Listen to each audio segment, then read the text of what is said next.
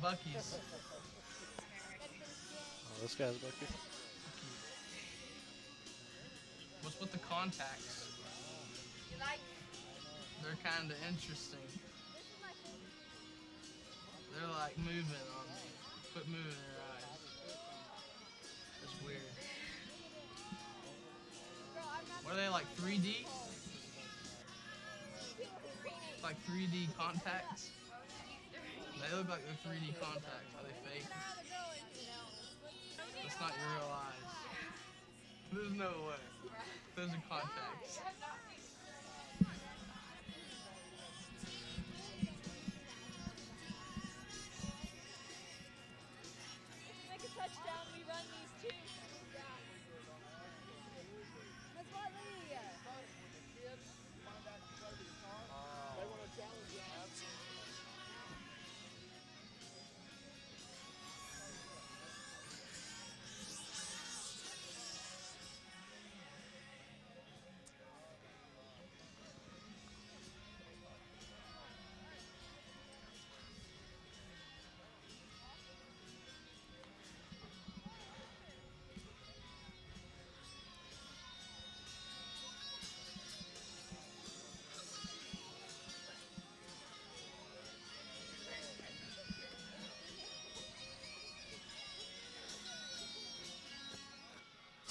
Testing.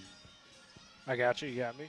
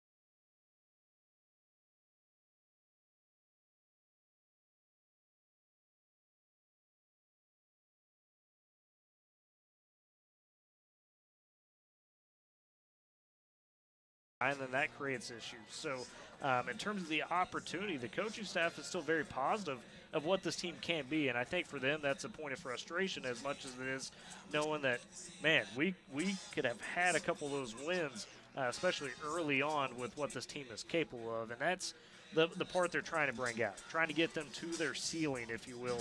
Now, CJ, we mentioned some of those senior leaders. You mentioned Taylor and some of those guys. Woodward's facing a bit of an issue tonight where he got 7 players in concussion protocol, Taylor Laird being one of those, Carson Medina, another pivotal secondary playmaker there. So it's going to be some more of the young guys stepping up tonight, especially in that secondary on defense to try to get some big plays and get some stops. I'm sure Taylor and those guys will be coaching them up from the sideline.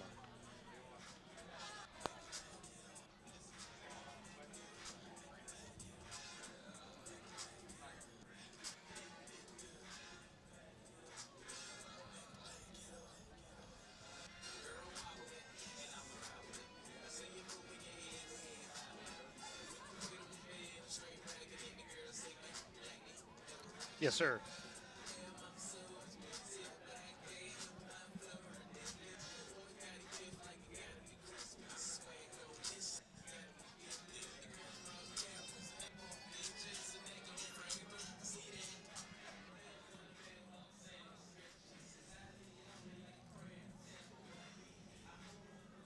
Yeah, and we've talked to some of the players about that this week, and, you know, we all have that personal story, whether it's a family member, a family friend, or somebody that we didn't know that was a family member that maybe had paid the ultimate price before we got to know them. As you mentioned, sacrificing for our country, making sure that we have the freedoms that we have in America to come out here and play football on a Friday night, and to honor them in the way that they do. Always a special time. Like you said, bigger than the football game itself. It's definitely important that the community is able to do that, and we're glad that we get to be a part of that.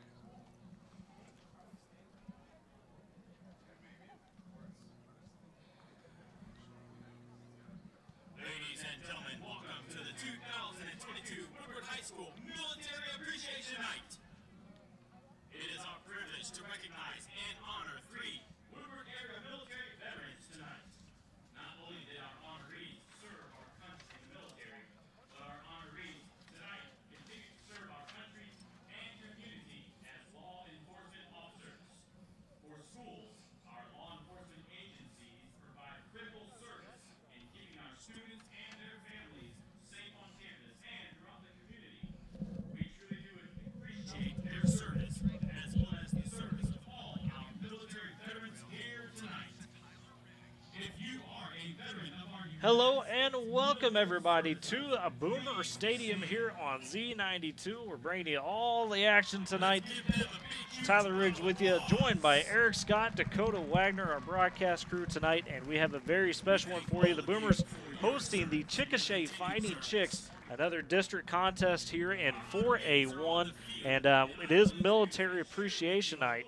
So with that being said, right now they have the ceremonies getting ready to start, getting ready to go underway. The Student Council for Woodward is presenting Richard Bird, Chuck Phelps, and Adam Martin and honoring them tonight in the pregame. So let me turn it over to our PA announcer for Woodward High School, Troy Hartley. He is accompanied on the field by his grandson, Alex Bird. Mr. Bird serves as a deputy sheriff in the Woodward County Sheriff's Office. He served in the U.S. Navy from 1986 to 2006. He was stationed in San Diego for 14 years, as well as served in Florida and Mississippi. During his service, he rose to the rank of E6, Petty Officer First Class. After returning to Woodward, Mr. Bird worked in the oil fields for 8 years, and he has been with the Sheriff's Department for 8 years. When not working as a deputy sheriff, Mr. Bird enjoys working with goats in his spare time. As Student Council presents Mr. Bird his appreciation plaque, show our appreciation to Mr. Bird for his U.S. Navy and Woodward County Sheriff's service to our country.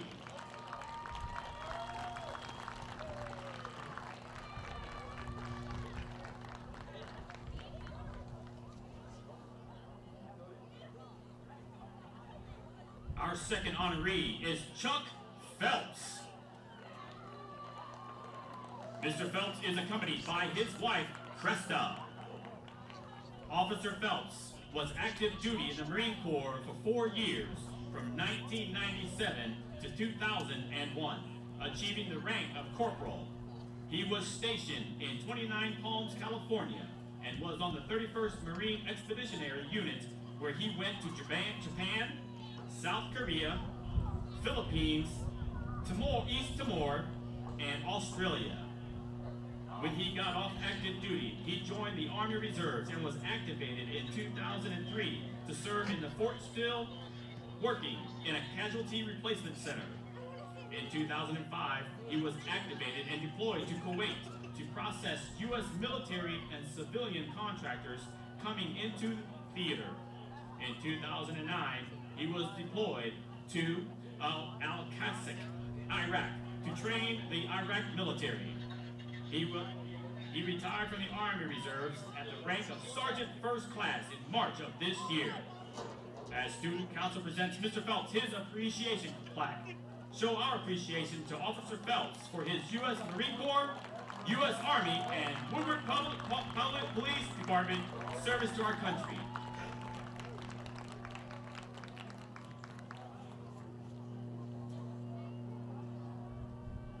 Our final honoree is Adam Martin. He is accompanied by his wife Megan, his son Rylan, and his daughter Emerson. Officer Martin served in the U.S. Army at Fort Bragg, North Carolina for 4 years. He was in the 82nd Airborne Infantry Division and served combat tours in Afghanistan and Iraq.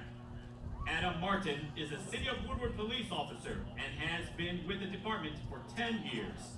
He is trained in narcotics and is sniper qualified, SWAT qualified, and K-9 qualified, as well as having earned several other certifications and qualifications.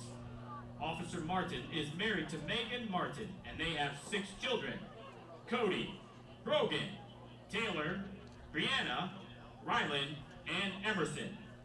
As Student Council presents Officer Martin his appreciation plaque for his service in the U.S. Army and with the Woodward Police Department, let us show our appreciation to Officer Martin.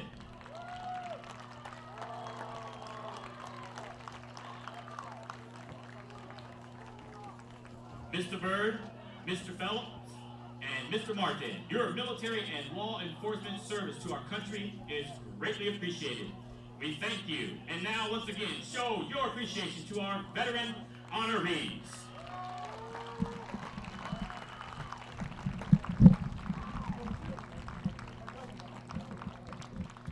The beautiful presentation. To further honor our military veterans tonight, we ask you to consider a generous donation to Warriors for Freedom. Woodward High School cheerleaders will be circulating Warrior boots throughout the stands to collect your donations. Warriors for Freedom is an Oklahoma City-based non-profit organization that works with military veterans across the nation. Warriors for Freedom create pathways to engage service members, to help veterans and their families prevent suicide, to foster camaraderie, and help them live their best lives. Warriors for Freedom is action-oriented and brings veterans together for family, hunting, fishing, scuba diving, golfing, and other activities. So please give generously to Warriors for Freedom. And a great presentation there. If you just joined us by Woodward High School, as the Student Council honored 3 vets here in the pregame of Richard Byrd, Chuck Phelps, and Adam Martins, members of the Woodward community, of course, and also veterans in the community. So good to see that. And as mentioned, halftime pass the boot for Warriors for Freedom. Eric and Dakota with me tonight, Tyler Riggs, and we got a good one here tonight in Boomer Stadium as the Boomers host the CHICKASHA Fighting Chicks. CHICKASHA surprisingly comes in at the top of the district, guys. Sitting at 2-0 right now, 4-1 overall. And Dakota, we've been talking about off air, this is a very potent rushing attack. Yeah, this guy can just about run through anyone, it sounds like. Over the past couple of weeks, he has just racked up the numbers on the offensive yards for running that ball. Quite a few touchdowns, Tyler. This guy is really something to watch here.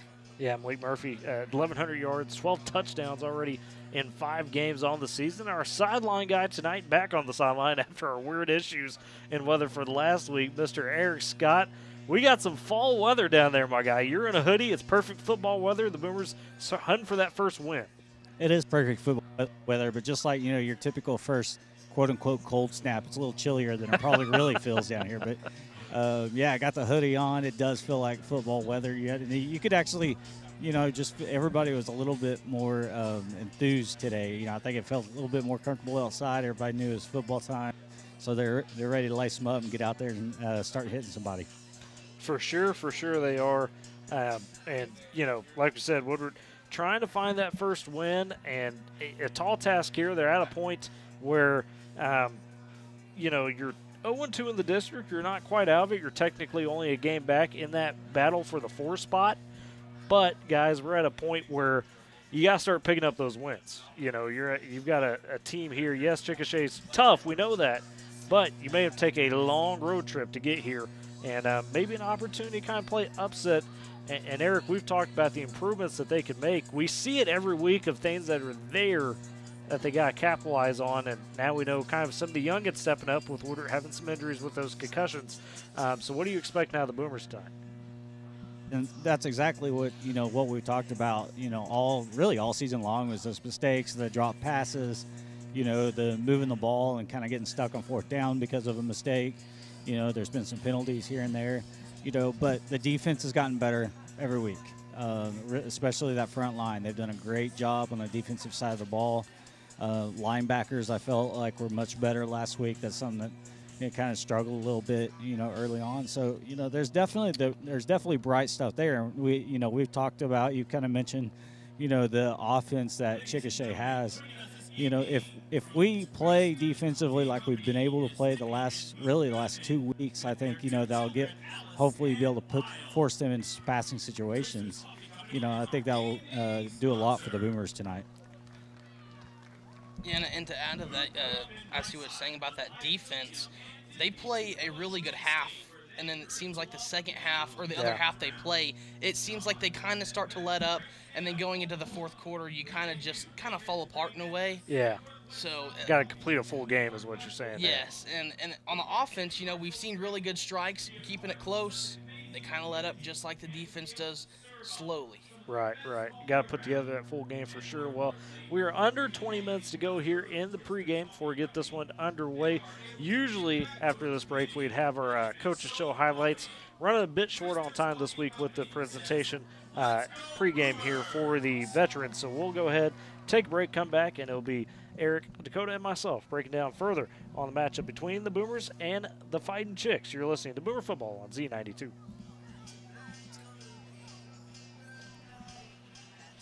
Okay, I was making sure. I didn't want to, because I didn't know Boomer TV. So we'll just keep it. I mean, if we keep it to a whisper, we're okay. But I think they can still hear us on that feed. It's just he wants us to leave it on so he can hear something. It's kind of a weird deal.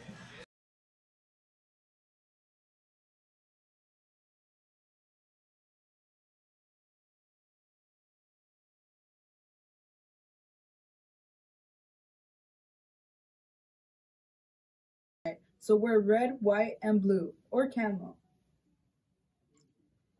This week's Boomers of the Week is Callie Peterson, Dawn Minders, Kendall Wells, Sydney Harmon, Melanie Rosales, Blair Browers, Hunter Harrison, Autumn Norrell, Emily Stebbins, Quentin Johnson, Miss Luchin, Jaden Carson, Paulina Soto, and Alondra Cano. Happy birthday. Happy birthday, Boomers. Good evening, Boomers. Tonight is a home game against Chickasha at 7 p.m. Remember, it's Military Appreciation Night, so wear red, white, and blue, or camel. This week's Boomers of the Week is Callie Peterson, Dawn Minders, Kendall Wells, Sydney Harmon, Melanie Rosales, Blair Browers, Hunter Harrison, Autumn Norrell, Emily Stebbins, Quentin Johnson, Miss Luchin, Jaden Carson, Paulina Soto, and Alondra Cano. Happy birthday. Happy birthday, Boomers. Good evening, Boomers. Tonight is a home game against Chickasha at 7 p.m.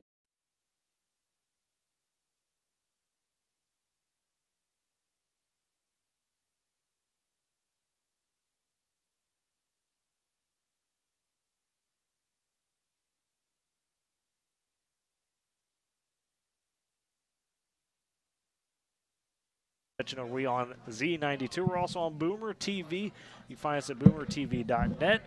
You could also go to z92online.com.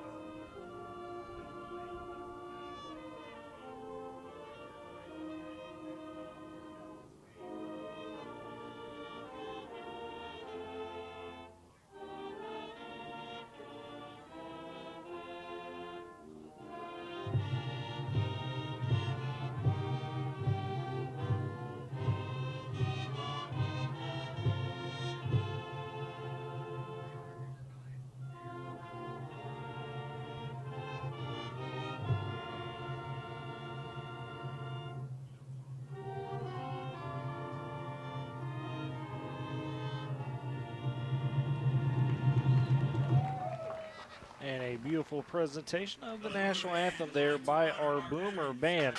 And guys, back to what I was saying there about the injuries. Two Deep's looking like a lot of moving pieces, if you will, especially on defense. So to go over real quick the starting lineups here, we've got Lucas Shirkey, Mason Boring, Cash Shipley at your receiver spots. And as mentioned, no Laird, no Medina. They'll be getting the start. Luis Corral's going to be a tight end tonight.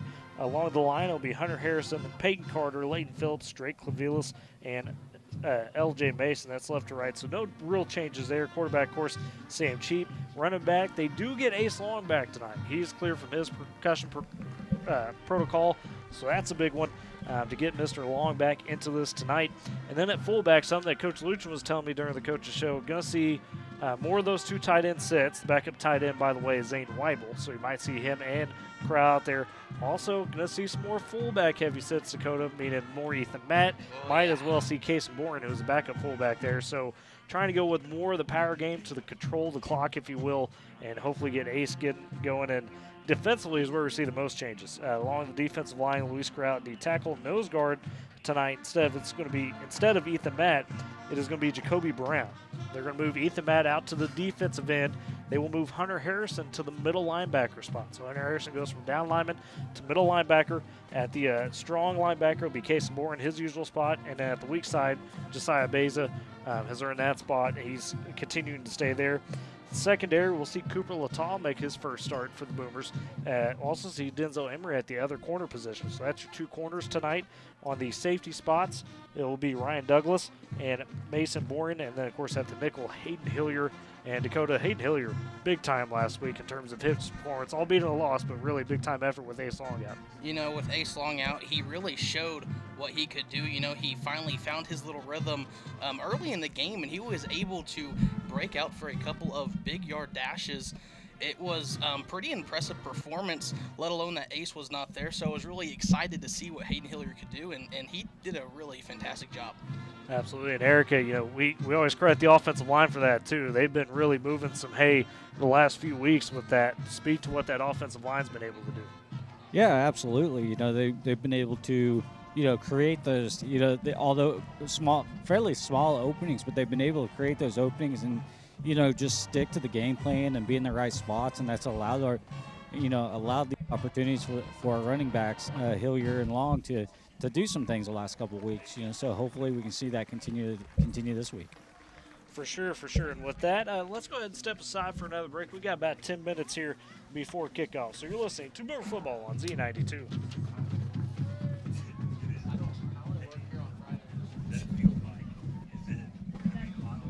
No, I just turned it down, so I only turned it up. Okay, because you're sitting right there, and I don't want to be on the radio. No, you're good. In fact, I've got it turned down now all the way, and I can mute it on program. So, When we were like, little did you know, we've heard everything.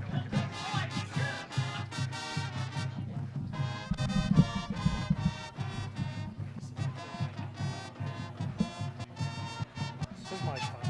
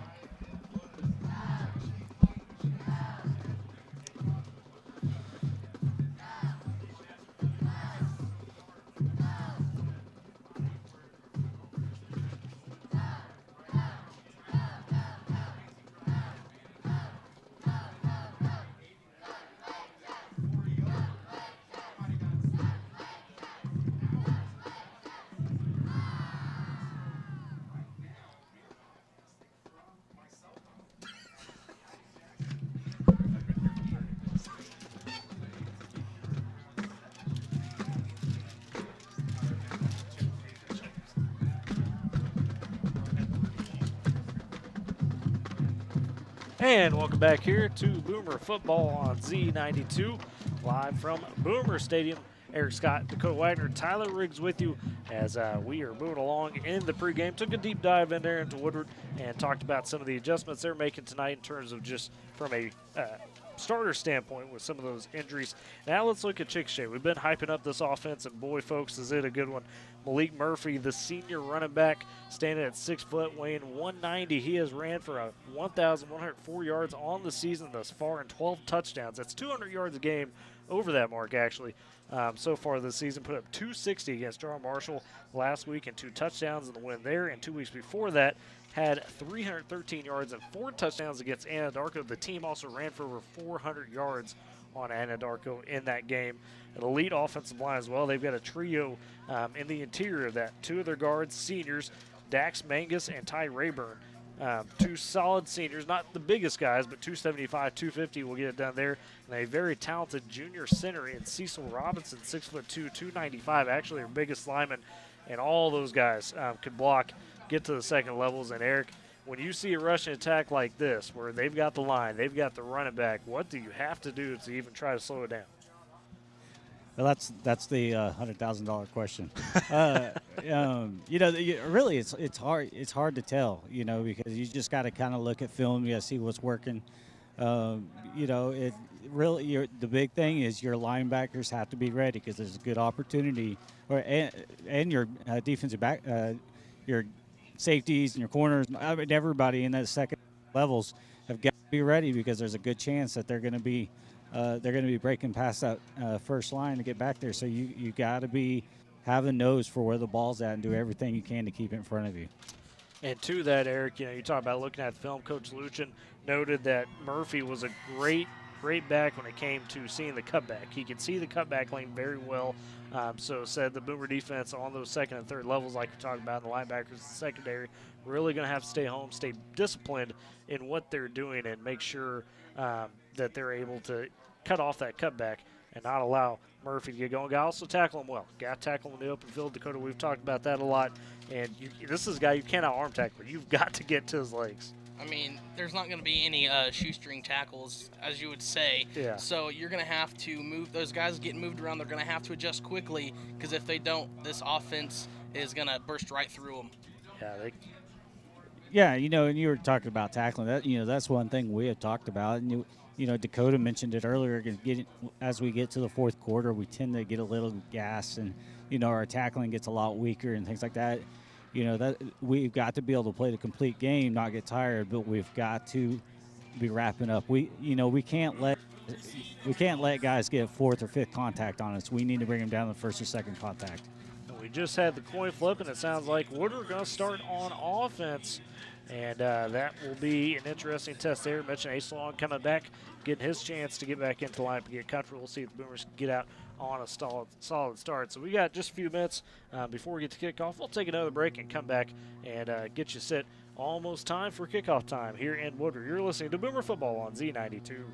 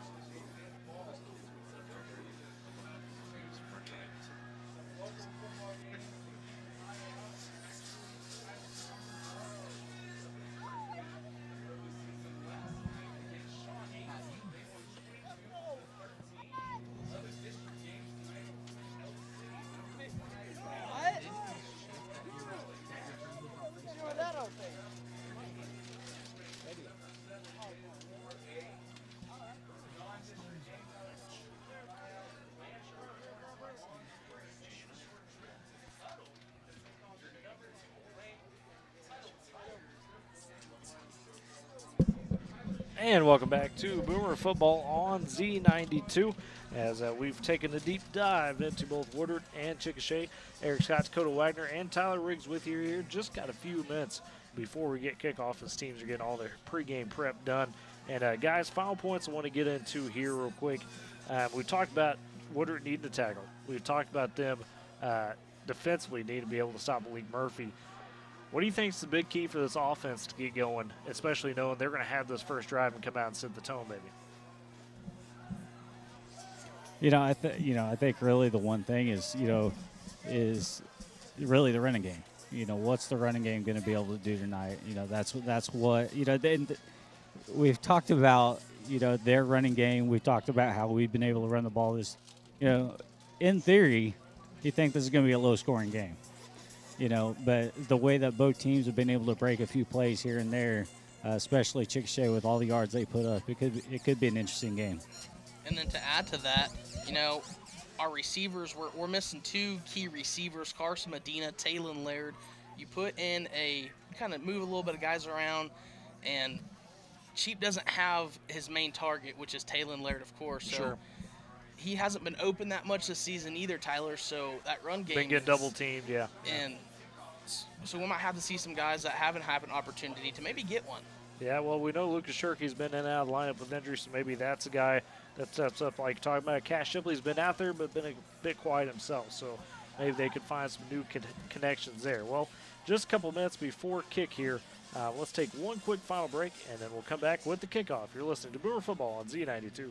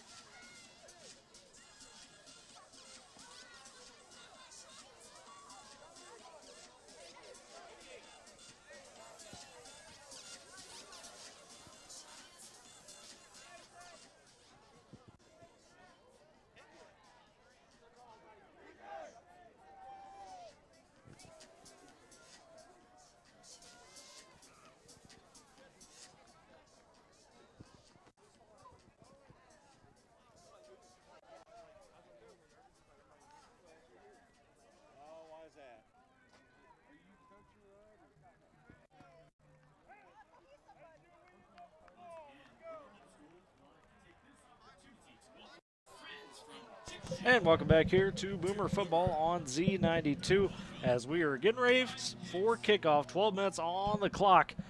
Dakota Wagner, Eric Scott, Tyler Riggs with you. Boomers wearing their special Military Appreciation Night jerseys.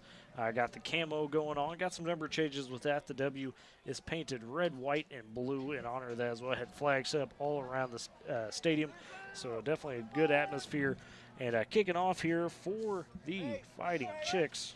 If we could find it. Here we go. There we go. That will be Bladen Fewell, the junior. And back to return for the Boomers. It looks like Denzel Emery and maybe Ryan Douglas back there as well. And they're going to go with an onside. It's Chickasha. I don't think that went 10 yards. Are they calling it that it was recovered? I don't know. And just like that, Chickasha goes with an opening onside kick. Are they saying the Chicks got that one?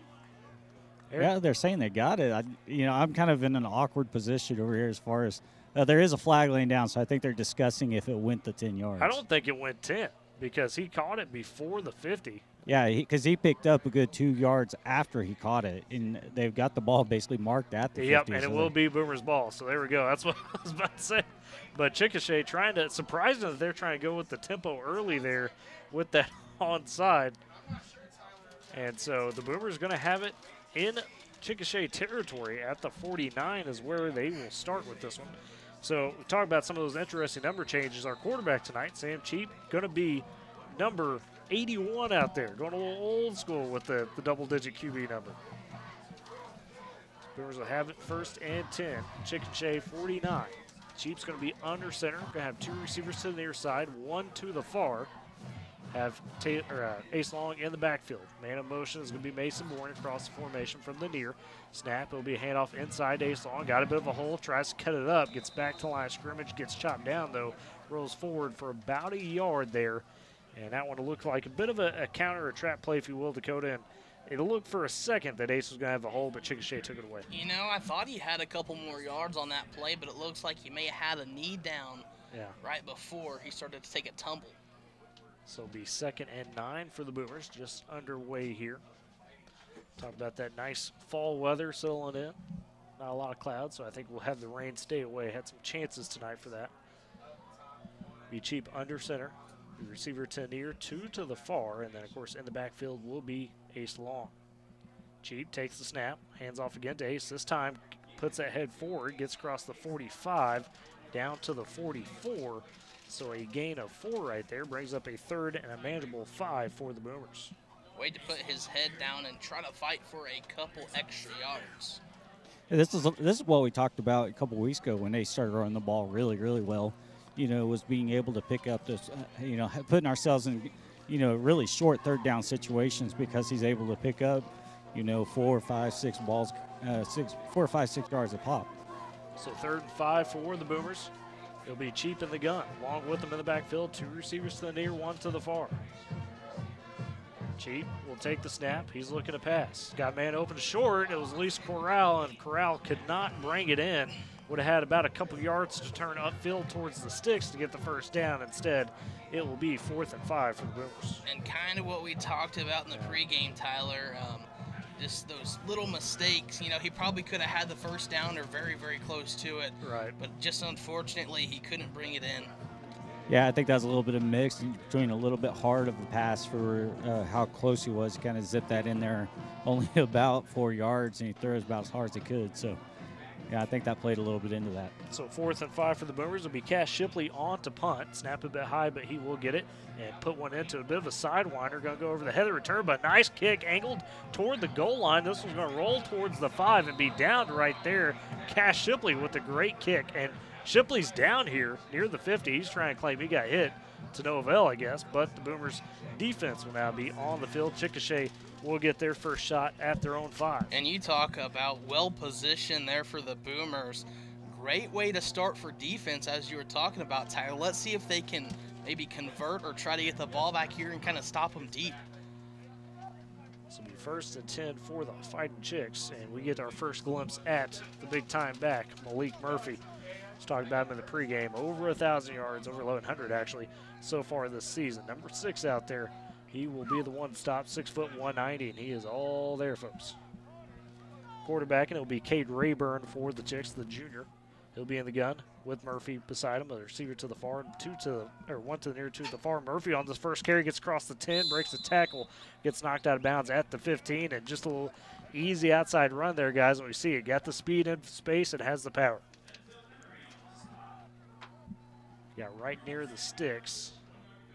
Looks like they're going to mark him short, actually, of a first down, so a 9-yard gain for Malik Murphy on first down. And a quick pass here. It's out to the receiver, caught. That's Landon Bowen. He makes a man miss, gets up to the 30, and now host Boomers trying to track him down and finally do. But that's a big play and a first down there for the Fighting Chicks. That quick strike passing game, knowing they've got everybody sucked in on the run, and Landon Bowen, the junior, takes advantage of one. Hey guys, I don't know if you noticed, but Josiah Bays actually had that sniffed out. He kind of over pursued a little bit and just missed it. If he would have caught that, that'd have been 6. Instead, though, 20-yard gain for the Chicks. They get up to the 34. Rayburn there to Bowen. Now Rayburn back to pass again. Quick one's got a man open. It's Bowen, but it goes through his hands. He would have had the first down right around the 45, but instead couldn't haul it in. Bit of a break there for the Boomers. 2nd and 10 now for Chickasha. Yeah, there was Denzel Emery there. He was just about 2 or 3 steps short of possibly having that ball caught for interception. So 2nd and 10 now for Chickasha. They'll take it a little slower after the incomplete pass. Figuring out what they want to do, looking to the sidelines. Guys, my hand's getting a little chilly down here. I don't know what to do. We're getting to, I think, overnight low is going to be 43, so it might be pretty chilly down there by the end of this one, Eric. This is a feeling I hadn't felt in a while. 2nd and 10 snap, handoff inside to Murphy. He's not going anywhere quick, though. The Boomer defensive line rallies to him, and that allows the rest of the defense to get there, and they hold them for about maybe, no gain on the play. 3rd and 10 for Chickasha. It kind of looked like Case and Bourne maybe got it in there. I can't see what number that was since they're New Jerseys. The numbers are a bit dark on that camo, for sure. It'll be 3rd and 10 for the Chicks, and the gun is Rayburn. 2 to the near, 1 to the far. Murphy with them in the backfield. Goes with the hard count, now looks back to the sideline. And calls the audible at the line there. Lines it back up. Got about 15 seconds on the play clock. Plenty of time. He'll take snap. Another quick pass out here. Has a man open. Caught at about the 37, but he's wrapped up quick on the outside there. Denzel Emery, Ryan Douglas there on the coverage, and that was caught by Tyrese Gonzalez, but only for about a gain of 4 right there. 4th and 6 coming up for Chickasha. The new guy getting in on the action, Tyler. Like to see it.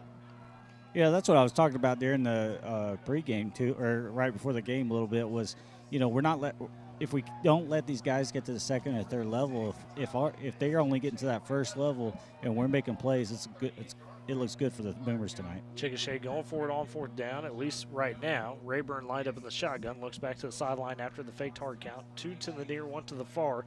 Murphy with him in the backfield. Chickasha committed now. Got a man in motion across the formation. They'll flip it to him. And the Boomers are on him immediately, though, stretching it out, and that's going to be a tackle for a loss, and it'll be a turnover on downs.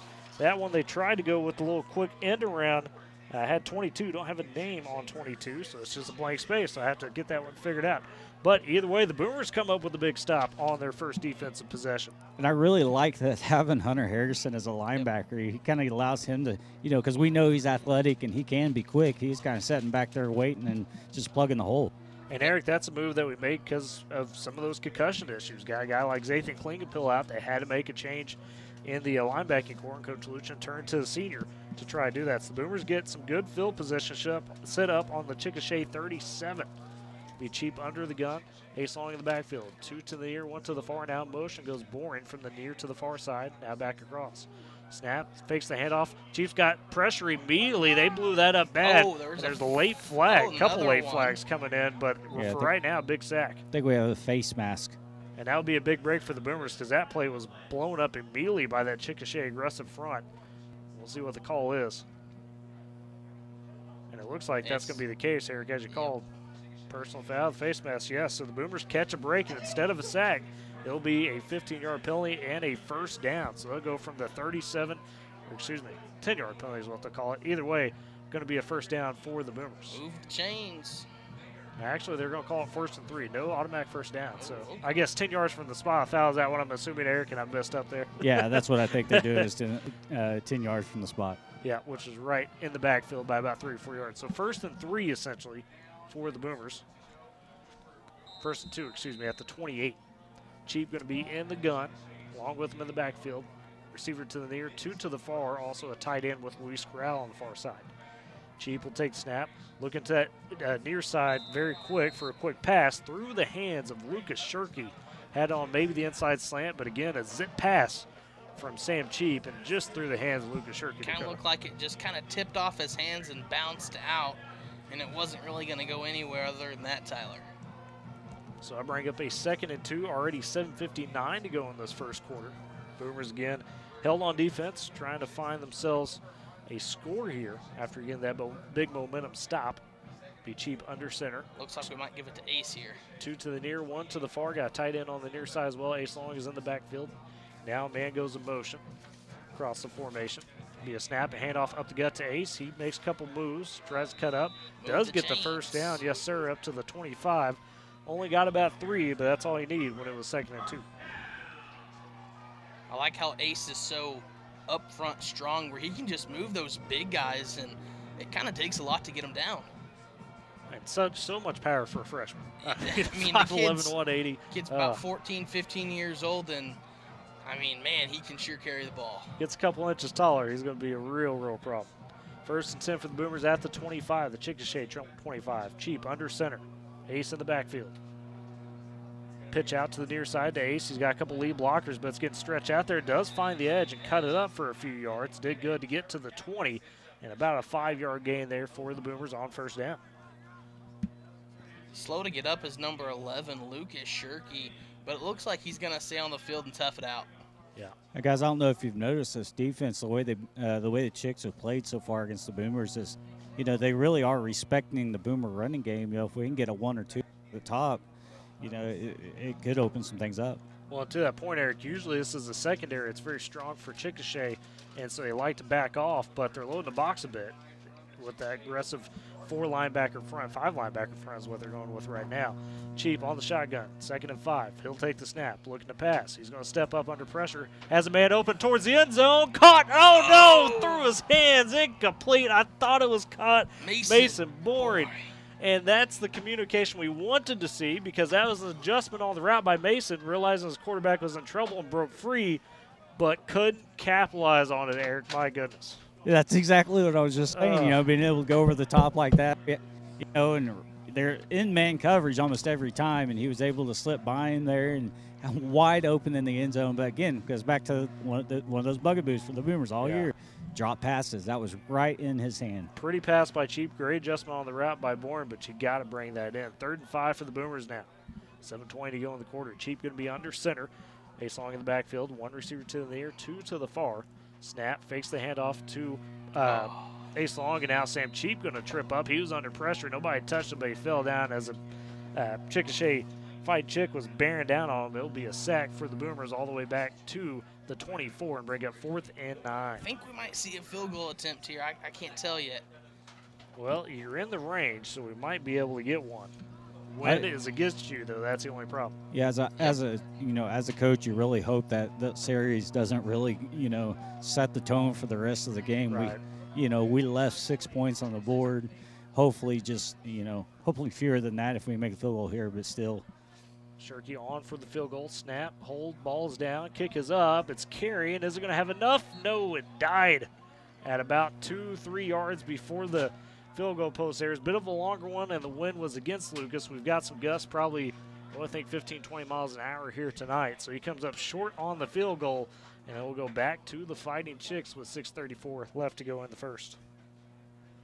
I don't mind the call, though, fellas. You might as well try it. You're in the range there to get some points. Yeah, I mean, just kind of that wind, I think, just kept it short. Pushed it back. Unfortunately, Lucas has an accurate leg, I think, just not quite the distance that maybe Ace would have kicking the ball. Yeah, that's kind of one of the downsides about, it's a good thing that we have such a talented freshman, but you also got to protect him in a way. Yeah. So, we know he's a great kicker, but he's dealt with a little bit of quad issues, so that's one area where they're protecting him.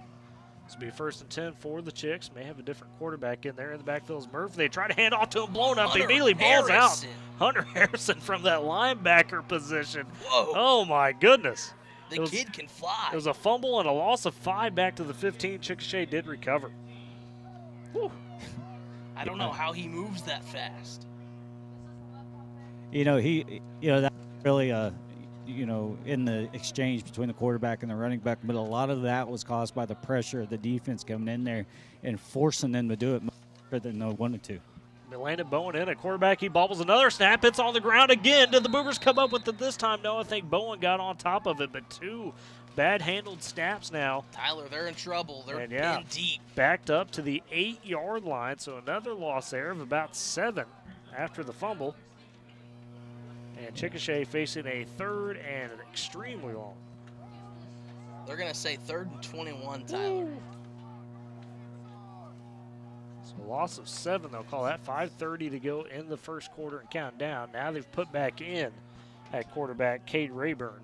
Unless you trust him, you're passing here. Yep, Rayburn back to pass, has 4 receivers out there. They're going with the screen underneath, though, to Murphy. It's open. He's got some space to the 20, to the 25 now, 30. Makes a man miss. 35, he's got the first down up to the 40-yard line, and that's why you have to keep an eye on him, folks. 32-yard play on the screen pass. Murphy's done that a couple of times for Chickasha where they've been in 3rd and long, and they trust to go to him in those type of plays.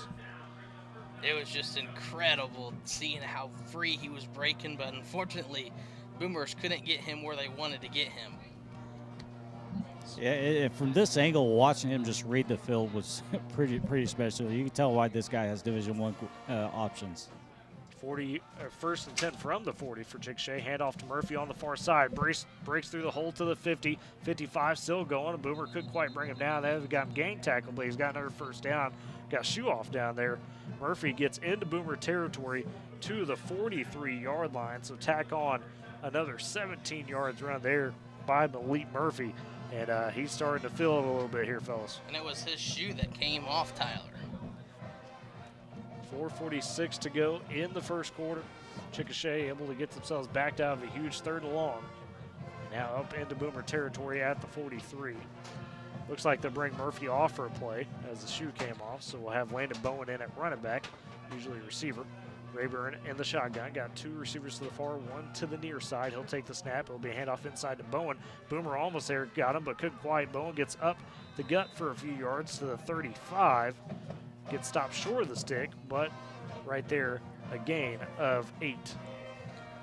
Tyler, I do like this Boomer defense is kind of holding up in a way and playing harder than I have seen them play in the first quarter. Definitely coming out with a spirit of effort, but again, Eric, we talk about getting those tackles. You got to get some of those tackles. Well, and unfortunately, this is, we talked about not past that first level. Now they're starting to do it. Luckily, those guys in the 2nd, 3rd level are able to bring them down, but we've got to get that contact early.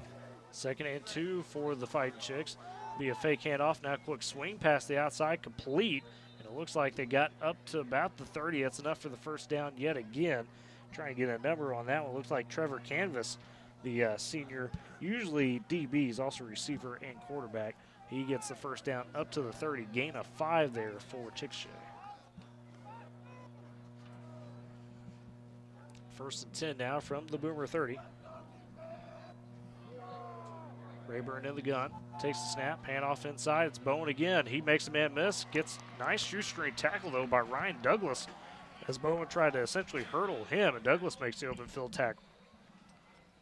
Still a gain of, it looks like, about 7 or 8 there for Bowen. And Ryan Douglas is not a big guy by any means. He's a pretty small guy, but for him to take down that big of a guy is pretty impressive. Yeah, sized up real well. 3 minutes to go here in the first quarter. Chickasha driving, 2nd and 2 from the Boomer 22. Rayburn in the gun, 2 to the far, 1 to the near. Snap, fakes the handoff to Murphy, goes out to the flat and overthrows his receiver by a long shot there. That was the number 1. Don't have a number 1 here on the roster. Really good defensive pressure there by Moose as he was able to kind of convert a little distraction for him to kind of overthrow it. Guys, we talked a little bit about, before we went on the air, and I know you mentioned that, they threw 2 interceptions, I believe, on the first 2 series. Yeah, against John Marshall. John Marshall. And, you can tell that they really struggle in the passing game. So that the Boomers can do what they can to stop the running game. It's going to give them plenty of opportunities. 3rd and 2 here for the Chicks. Snap, handoff to else, Malik Murphy. He bounces outside, gets across the 20, and gets shoved out of bounds. He'll have the first down. Boomers did well, though, to try to string that one out. Murphy still able to get to the 15-yard line, so that's a gain of 7. And Chickasha is in the red zone right now, set up with a 1st and 10. That was coming right at me. I'm telling you. You almost had to get out of the way, huh? He makes me feel small, that's for dang sure. He's all there at 190. I think he's bigger than that. He's got to be bigger. 1st and 10 for Chickasha. Back to pass, Rayburn's got receivers running outside, going towards the end zone. Double coverage, a catch, though, by Tyrese Gonzalez, but he was out of bounds. Thankfully, a heck of an adjustment by Gonzalez to make that catch, but had to make it going out of bounds, so it'll be incomplete. 2nd and 10. And just so you guys know, that was a touchdown. Hey. So, we will take it. Shh, there's a ref beside you, Eric. Calm down there. It really was a great grab, actually. Yeah. He caught that as his foot was dragging, and he kept it under control all the way down. So, 2nd and 10 now for Chickasha. In the gun, Rayburn with Murphy. 2 to the far, 1 to the near. Snap, handoff inside to Murphy. He's got some room. Up to the 5. Makes man miss. Makes another man miss. And he's into the end zone. Malik Murphy with the touchdown from 15 yards out. And he is lethal, folks. You give him a little space, and he's going to make you look silly. I mean, Tyler, to be honest with you, kind of looked like he was out there playing Madden the way he was juking those defenders. And it wasn't bad positioning by Woodward. It's just Murphy made a miss. He did what he's supposed to do as a running back. And I think that's, one thing that it's hard to, really hard to get across on the radio is that really not, Boomer defense isn't playing bad. It's just, he is a different level of running back. So on for the extra point here. That one is up by, I believe, have to see who had that one on the extra point. Price Mulder. And the extra point is good there for Chickasha. So 2:38 to go in the first quarter. Chickasha strikes first. They lead the Boomers 7-0. We'll step aside for a quick break. You're listening to Boomer Football on Z92.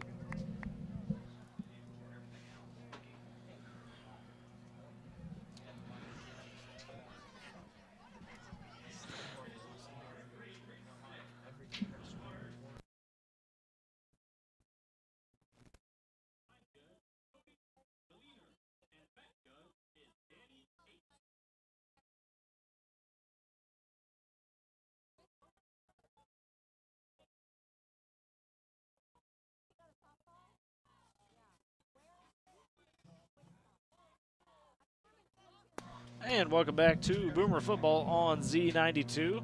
Eric Scott, Dakota Wagner, Tyler Riggs with you. And Chickasha is on the board first over your Boomers. They lead 7-0 after a 15-yard run by Malik Murphy. Just put the moves on, got into the end zone. That was an 11-play, 80-yard drive. Took just under 4 minutes by Chickasha. Tyler, I mean, this guy, we talked about him in the pregame. He is all as it sounds. And a kickoff here for Chickasha. Back to return. Denzel Emery going to fill it at the 5. Has some space. He's going to bring it out. Now gets the 15. Good block on the edge to the 20, 25, up to the 30. And I couldn't see who made the block, but some good blocking out there on the return for the Boomers. Gets Denzel Emery up to about the 31-yard line. That's where the Boomers will take over. He sure did turn on the Jets, Tyler. It's 1st and 10. Woodward trying to find something after missing that field goal on the last possession. 2:31 to go in the first.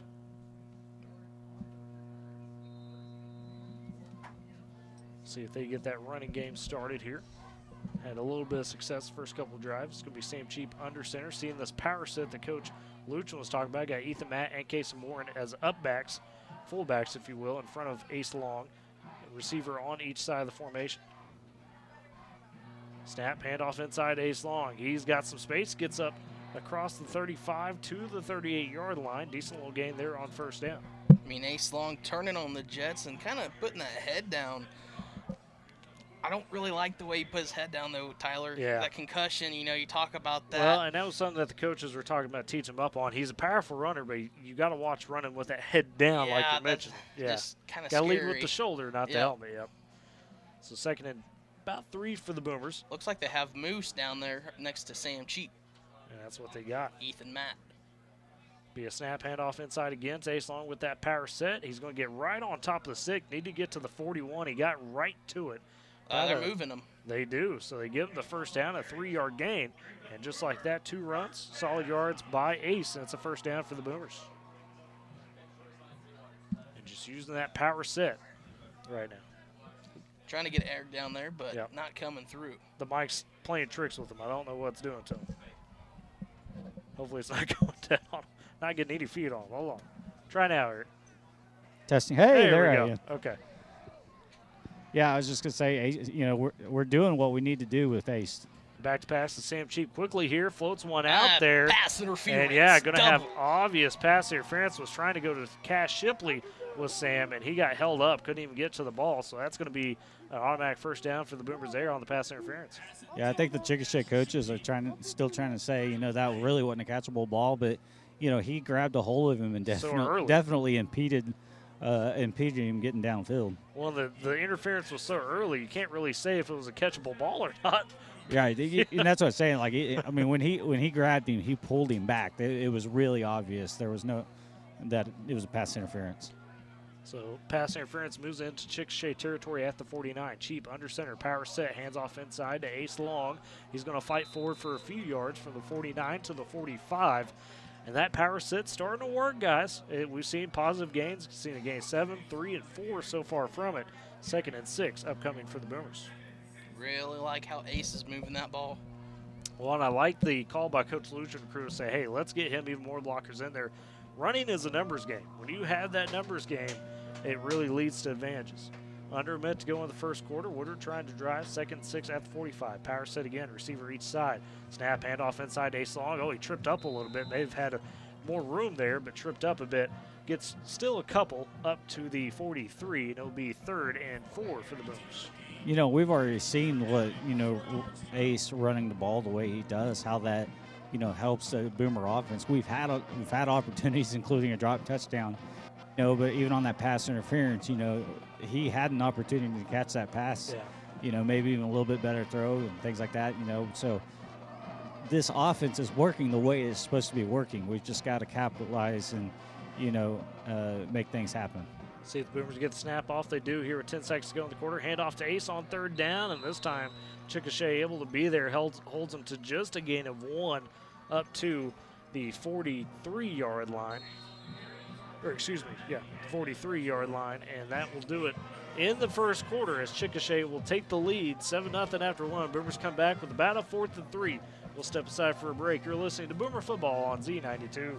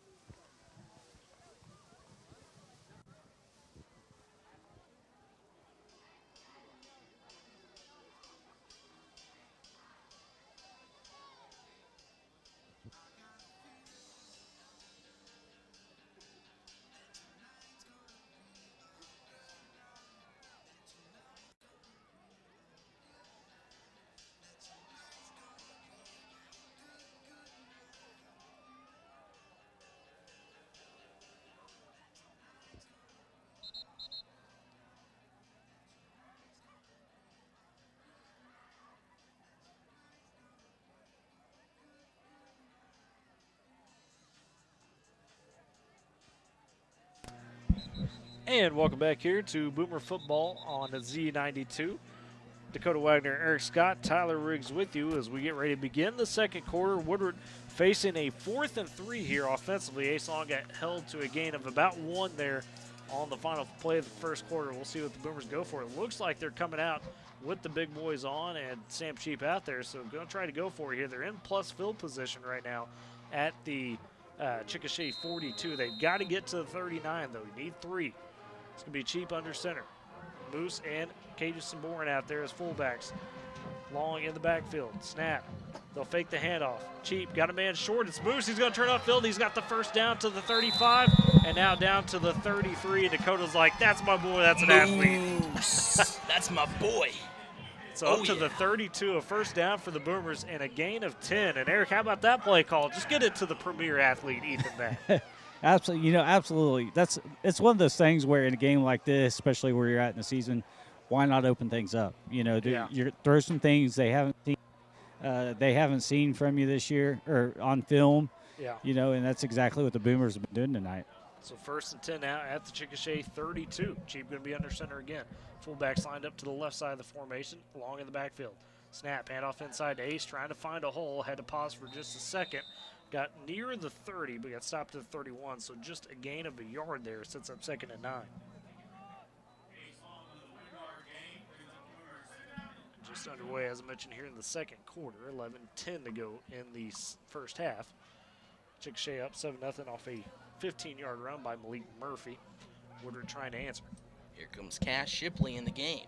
So Shipley back in, be one of the receivers out there. Woodward still rolling with that power set. Shipley and Shirky, the receivers.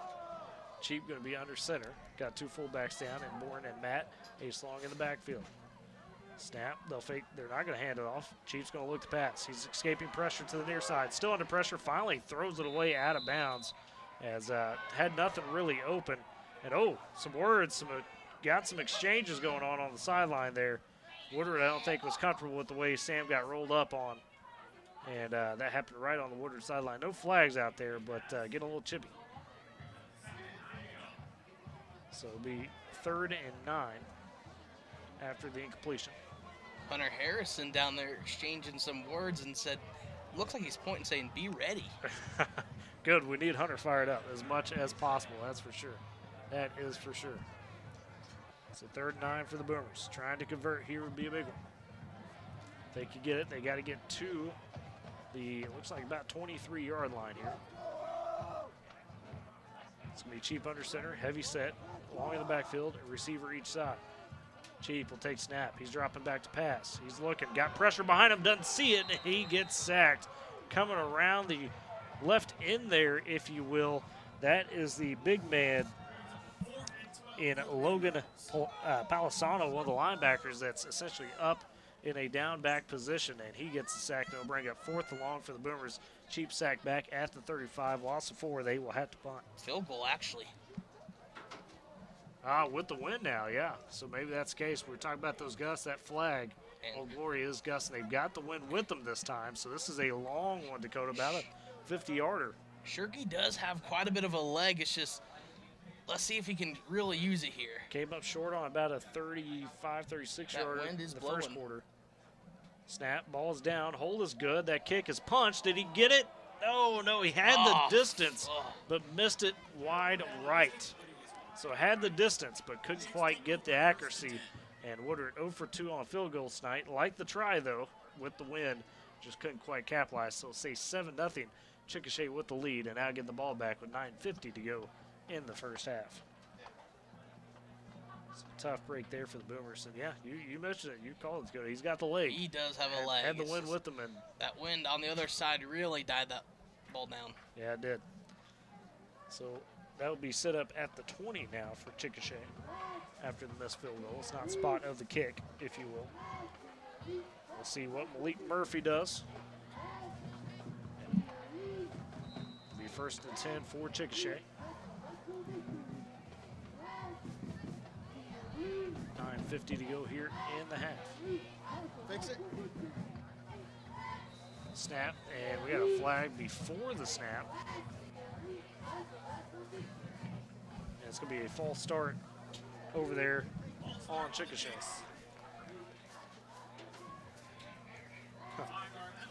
Okay. Having a little bit of issues there, so we're trying to get him set up there on that. Be a false start, though, on Chickasha before they get that snap off, so a 5-yard penalty sets up a 1st and 15. They'll be backed up to their own 20, or their own 15. 1st and 15 from the 15. In the gun is Rayburn. He's going to float a quick pass out there. Has a man caught, but wrapped up very quickly by a host of Boomers. Yeah, and they've got him up maybe a couple yards of a gain to the 19. Looked like Tyrese Gonzalez was on the catch. I'm liking the coverage that I'm seeing for the Boomers. Yeah, they're all over it there, especially on those outs. The way that the defense is set up, you know, they have help side like right away. Trying to get Eric set up. Yeah, it's great. I'm kind of in and out down here, so we're trying our best we can, you know, but that was a great job by the Boomer defense just to swarm to the ball. 2nd and 11 here. Handoff inside to Murphy. He's got a gap through the 30, 35 up to the 40, and then lowers his shoulder to finish the run. Golly, he is quick. And, got a late flag, some jawing going on. That's going to be an unsportsmanlike conduct. It's just on who. Murphy, for now, has the first down. I believe it'll be a first down either way, even if it's on Chickasha. Yeah, with that being a dead ball foul, that will be a first down no matter what, and then it'll just go whichever way. Chickasha's backing up, Tyler. So maybe some jawing going on, as we were talking about. Yeah, they'll back it up, so it's on Chickasha. Would have been at the 41, and now they will back it up. Still, though, 1st and 10 after the gain from Murphy. And Tyler, Dakota may be too young to remember this, but does he not remind you of kind of a Darren McFadden type of runner? Oh, man, yeah. That's a good comp. And you know, he has that body build, yeah. Yeah, he has the body build. He kind of runs more upright and just kind of lets things happen and kind of moves as he did. He doesn't really he's not very shaky, you know, but he's able to see the field really well and just kind of scoot as needed.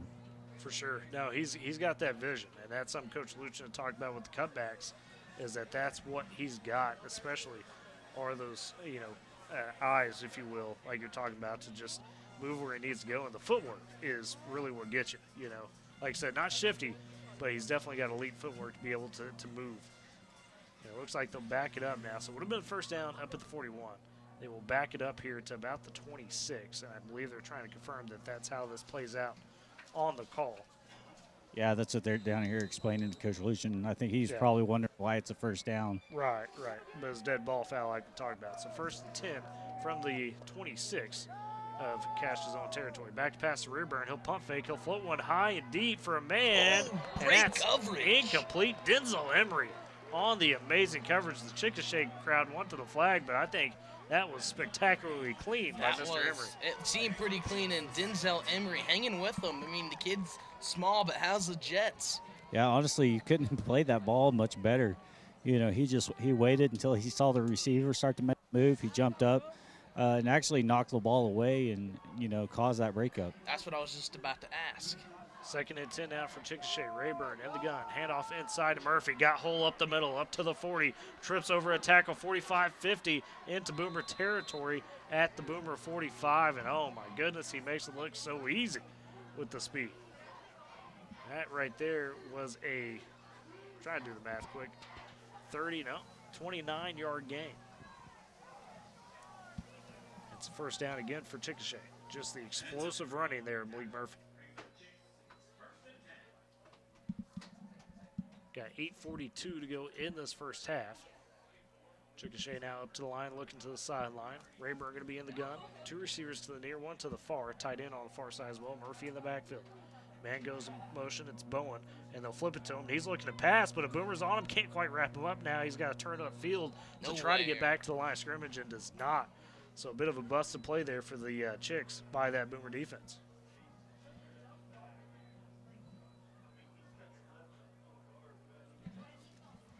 I say pass. It looked like he was sitting up to pass. I didn't see receiver streaking out per se, but kind of an odd play. I don't know if you saw that better than me, Eric.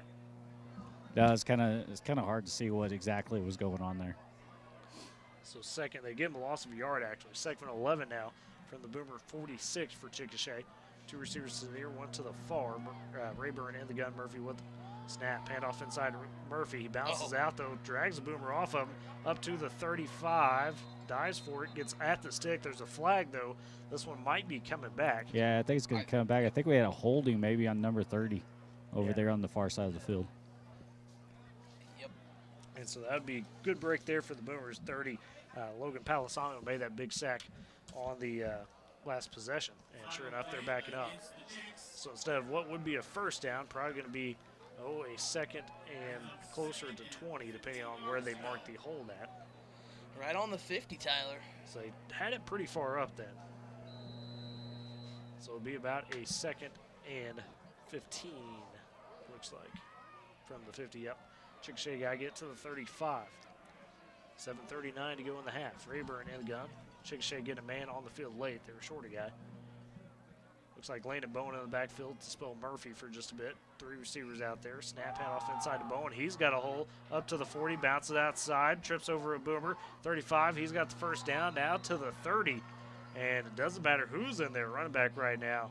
That Chickasha offensive line is opening some big gaps.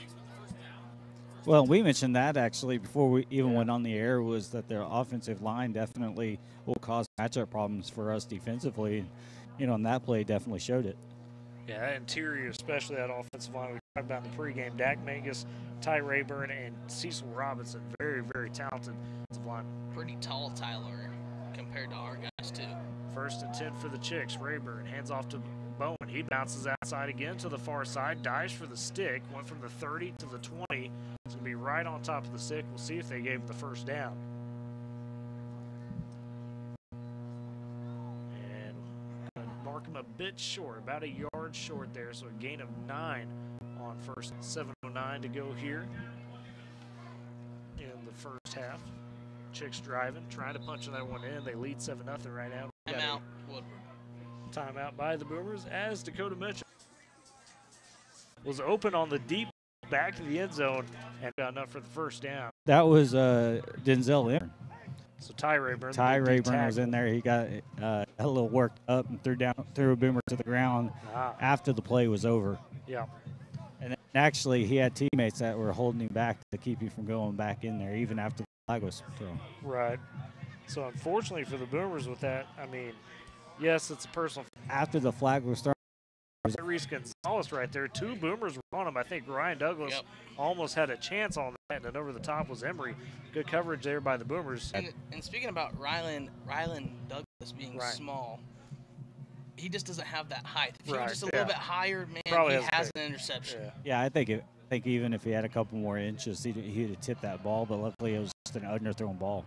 2nd and 10 for Chickasha. Handoff inside to Murphy, and he's in the hole by Hayden Bowen. He makes a man miss in the line of scrimmage now. Second, fighting forward. The Boomers are on him, though. He'll get a little bit of a gain. Second effort gets even more across the 45 to the 46. So Woodward was on him, but Landon Bowen running with some effort here tonight for Chickasha. Gets a decent gain there. Sets up a 4th and 2, 7-yard gain. So it'll be 4th and 2 from the 46. So what they call it, Chickasha line up quick to go for it, looks like. Bowen out there again to receiver each side. Chickasha goes with a hard count. Don't get the jump. Look back to the sideline. Now the adjustment being called out by Rayburn. Play clock at 15 seconds. Rayburn takes the snap, handoff inside to Bowen. Had a man in the backfield but couldn't corral. He's got the first down. 45-40 into Boomer territory and tackled right there at the 40.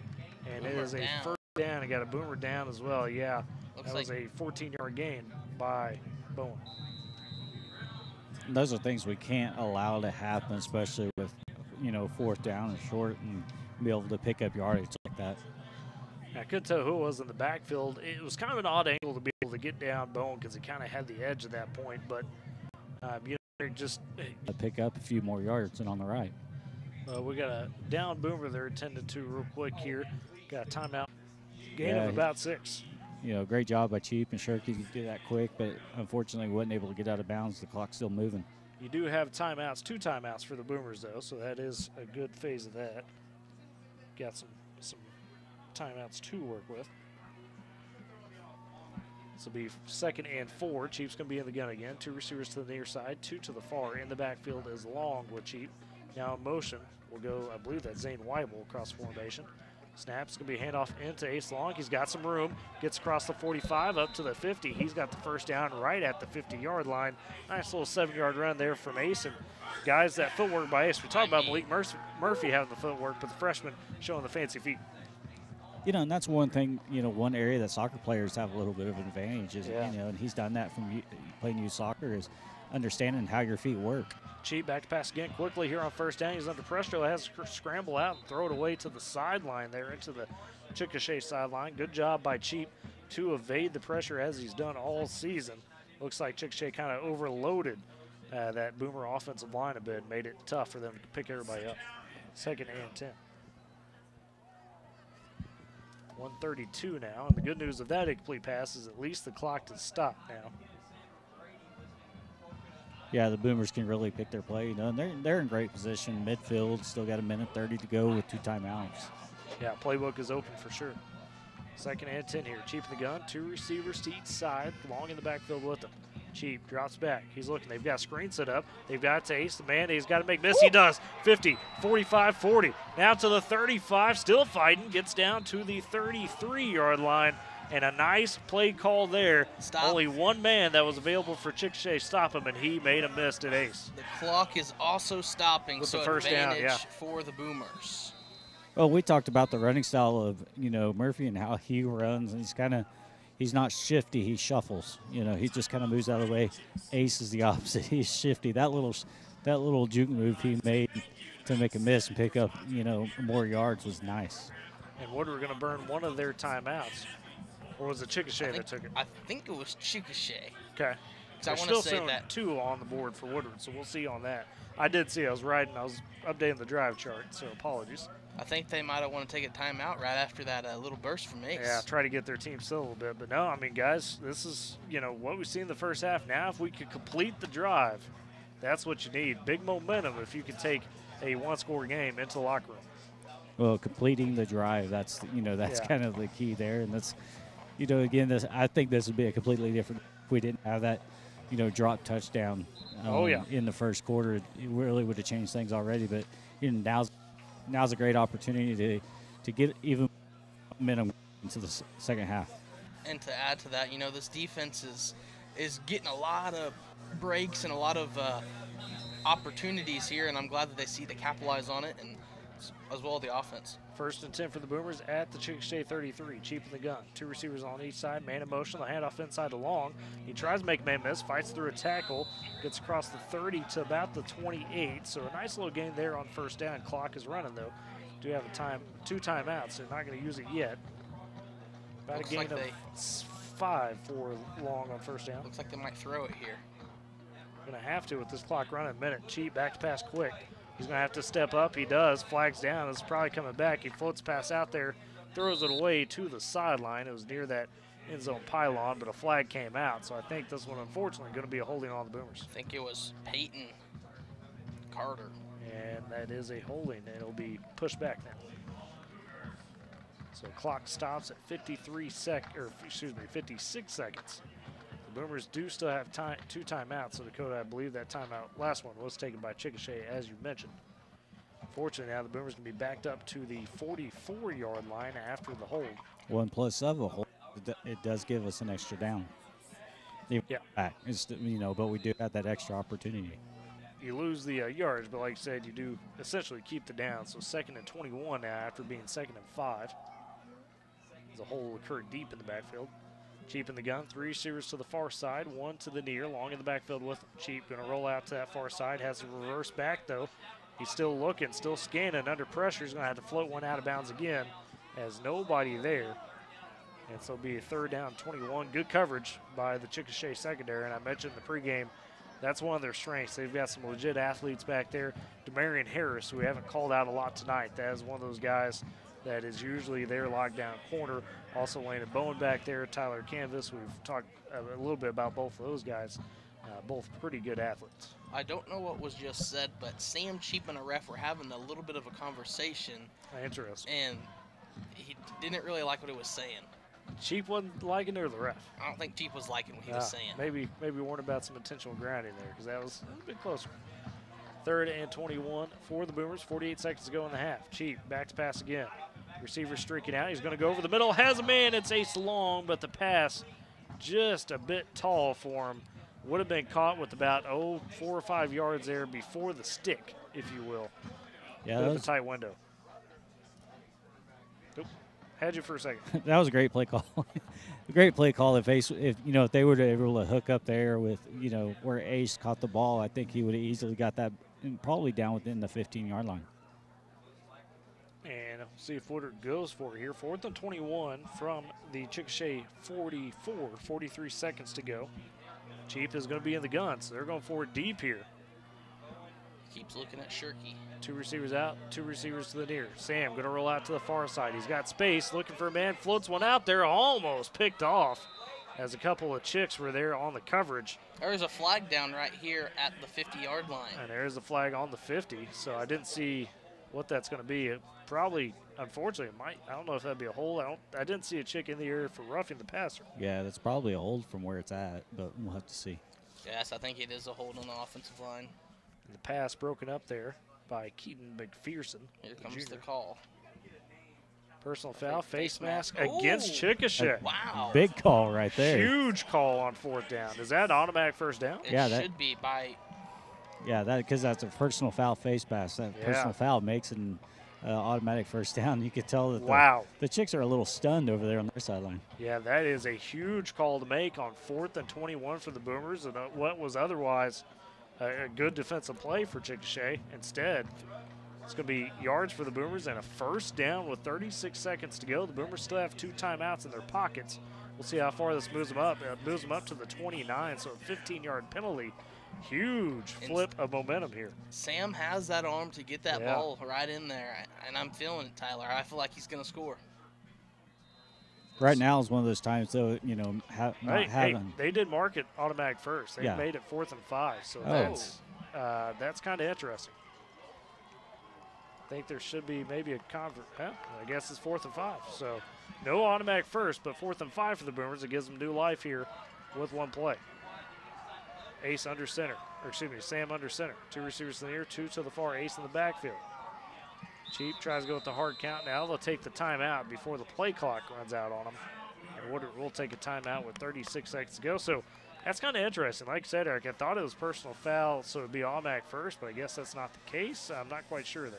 Yeah, that's, I'm going to, when we go to halftime, I'm going to kind of have a conversation with somebody. Just kind of understand the rule a little bit, because my understanding has always been when there's a personal foul, that makes it an automatic first down, but, there's probably somebody out there who's a ref who's sitting there thinking this guy's an idiot, listening to him talk. But that's why I'm on the sideline and not getting paid to do that Friday nights. It's all right, Eric. It's all right.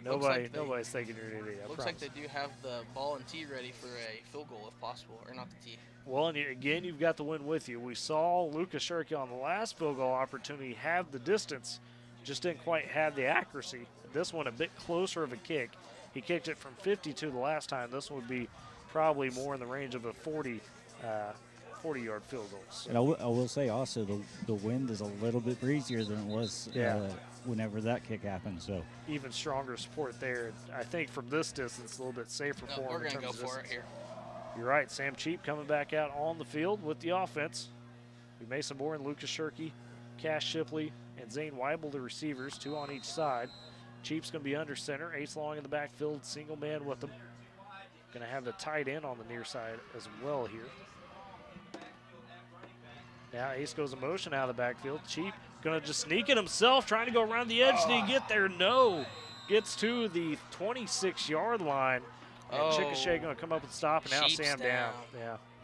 Looks like he's holding maybe his ribs. Didn't get dragged down a dirty way there, just kind of an awkward tackle with the way he was going. So that will be a turnover on downs for the Boomers. I like the play call, though, to try to get something different. I mean, that's a look we haven't seen. Eric, you had mentioned earlier, trying to get stuff, play on used that hadn't been on film yet.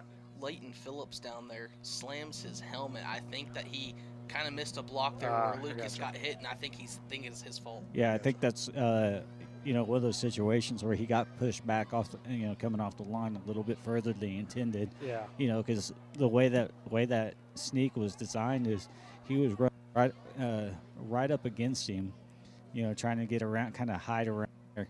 And, it kind of ended up pushing, slowing Cheap up a little bit. I see what you're saying.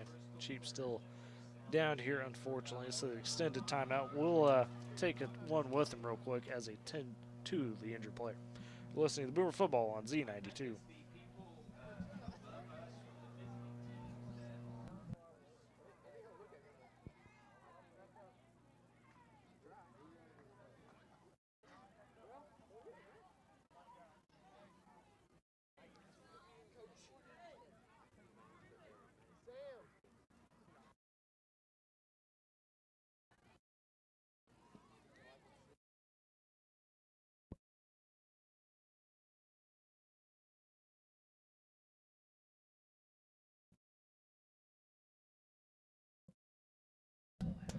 And welcome back here to Boomer Football on Z92. Dakota Wadner, Eric Scott, Tyler Riggs with you.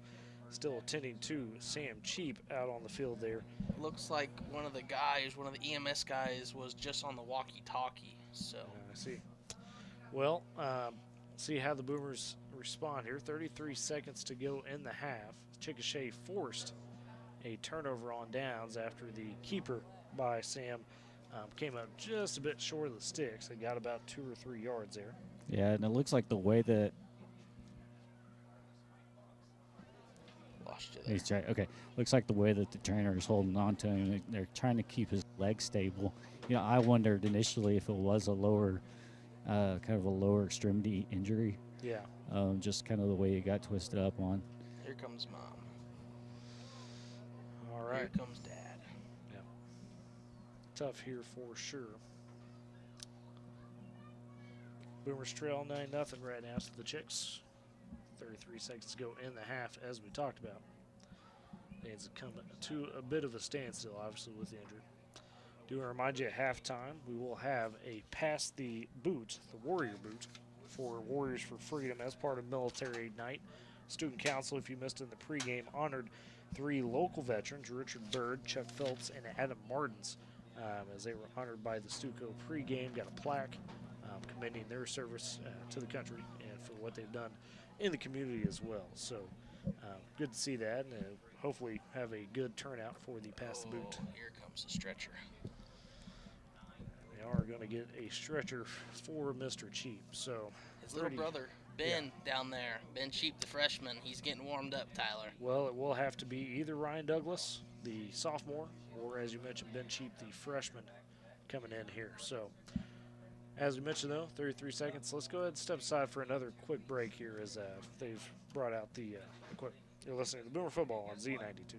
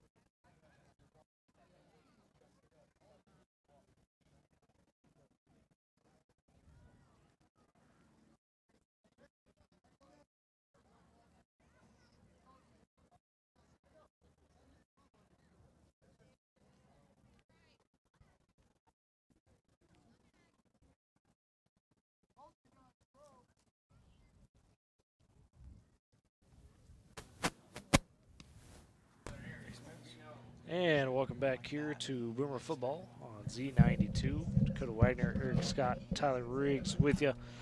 They are tending still to Sam Cheap as they've got the stretcher out on the field.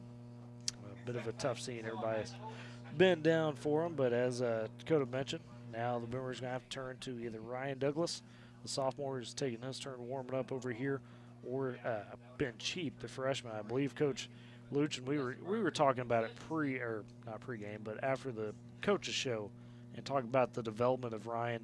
Obviously, he led that freshman squad last year to a good season, and he believes Ryan was close, maybe not quite ready in terms of seeing the varsity side at quarterback. Good athlete though, Coach. Very complimentary of what he is as an athlete, special talent there, and we talk about the size. That's really the only thing separate him. If he just get a couple inches taller on him and be able to really fill out that frame, that he'd be really a big-time player for the Boomers. But he may have to step in here now, and of course, the game plan was to really rely on that run game, and it's going to be even more so, I imagine, going forward for the Boomers. This is really a tough situation to come into. Lost. Okay, Yep. a tough situation for him. Lost you just again. Go ahead, Tyler. Yeah, no, I think it was Eric was trying to say a tough situation to come into for Douglas. No, it's a tight ball game, and just a lot on the line. And it looks like they've got Mr. Cheap on the stretcher and getting him secured. So good to see there. Definitely prayers up to Sam. We know the Cheap family, big listeners, big supporters here with us on Z92. So prayers up to the family and Sam. And I know Max definitely going to be checking in on his brother out there. But they're getting him off the field, and hear the applause now from the crowd. And they've taken his shoulder pads off. Sure is hurting. Yeah. And just, I think Eric said, just got twisted up a little bit there, unfortunately, on that run. And sometimes weird things happen. Yeah, he kind of twisted, and there was whenever he kind of rolled back over. At one point we thought maybe it was an upper body issue, and he rolled back over, and just to be kind of blunt, and his foot didn't move when he rolled back over. So there's definitely damage done. He's in a lot of pain right now, but like you said, prayers up to him, and his teammates showing him some love right now. So for sure. Well, still got a ball game to go on to now here. 33 seconds to go in the first half. Chickasha takes over after the turnover on downs by the Boomers. And it will be in the shotgun, Rayburn, with Murphy back there with him. 33 seconds, they'll hand off to Murphy. He makes a man miss and flags out early. Up to the 30, 35, 40, 45, 50. Murphy still going. Finally gets struck down the open field there by Denzel Emery. That kid is. And another flag late, I think, as well. I think it's a hold. And it's going to be hold on the offense, Tyler. Yeah, that one came out really early. Big game by Murphy is wiped away again by Chickasha. They've had a few of those now here. Yeah, Ryan, number 67, Ryan Carl. Oop. Lost you. There we go. I think I got you for a second. 67, that would be, Ryan Carlson, the sophomore, commit now, as you were trying to say there, Eric. Okay, okay. Yeah. So Ryan Carlson drove down a Woodward lineman there, and right in front of the play, so it was real obvious what. Basically, there's no way that they're going to ignore a hold like that. Yeah, and Carlson, one of those kids, 6 foot 220 as a right tackle. So not your prototypical size you would want at the tackle position, but I know that staff is very high on him. I've seen some of the write-ups I'd seen from other media news clippings of just what he can do. Agile, he's got good hands, good feet, so just kind of a inexperienced mistake there, if you will, by the sophomore. A timeout by Chickasha with 24 seconds on the clock, as they've got one remaining. And a quick one. They just took a quick huddle, looks like, with the coaching staff. Wonder if they'll try to run this clock out now. I mean, you're backed up inside your own 20 at the 16 after that penalty. 1st and 20 for Chickasha. See how they call it. Passing game has not been there for the Chicks early on in this one. Be Rayburn in the gun. Got Bowens in with him in the backfield. Brewster's the far one to the near. He's back to pass. Caught out there by Gonzalez. It's caught. He's turned it upfield and only gains just a couple as the Boomers tackle him right before the 20. So just a gain of 3. Again, Woodward able to do a great job of stopping those quick outs. You know, that's one, again, I don't understand. You know, Yeah. if you're going to make a play like that, chance it with a little throw or something like that, why not just give it to your guy and see, you know, maybe he'll break something. And that will take us to halftime as Chickasha will lead 9-0 after the first half. We'll step aside, take a break, come back with some halftime action. It will be the Dairy Queen halftime show coming up. You're listening to Boomer Football on Z92.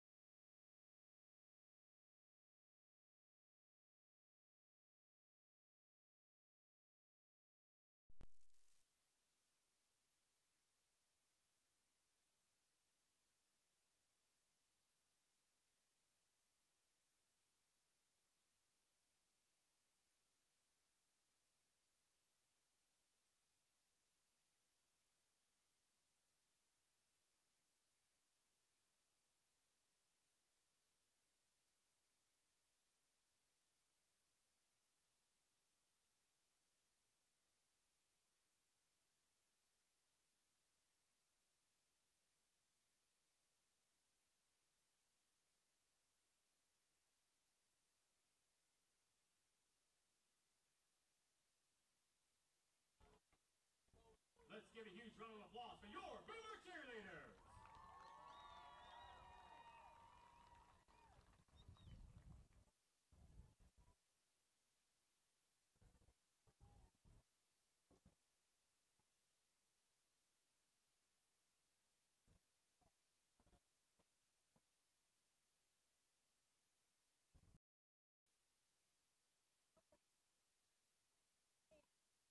Boomer dance team is kicking their way through football season.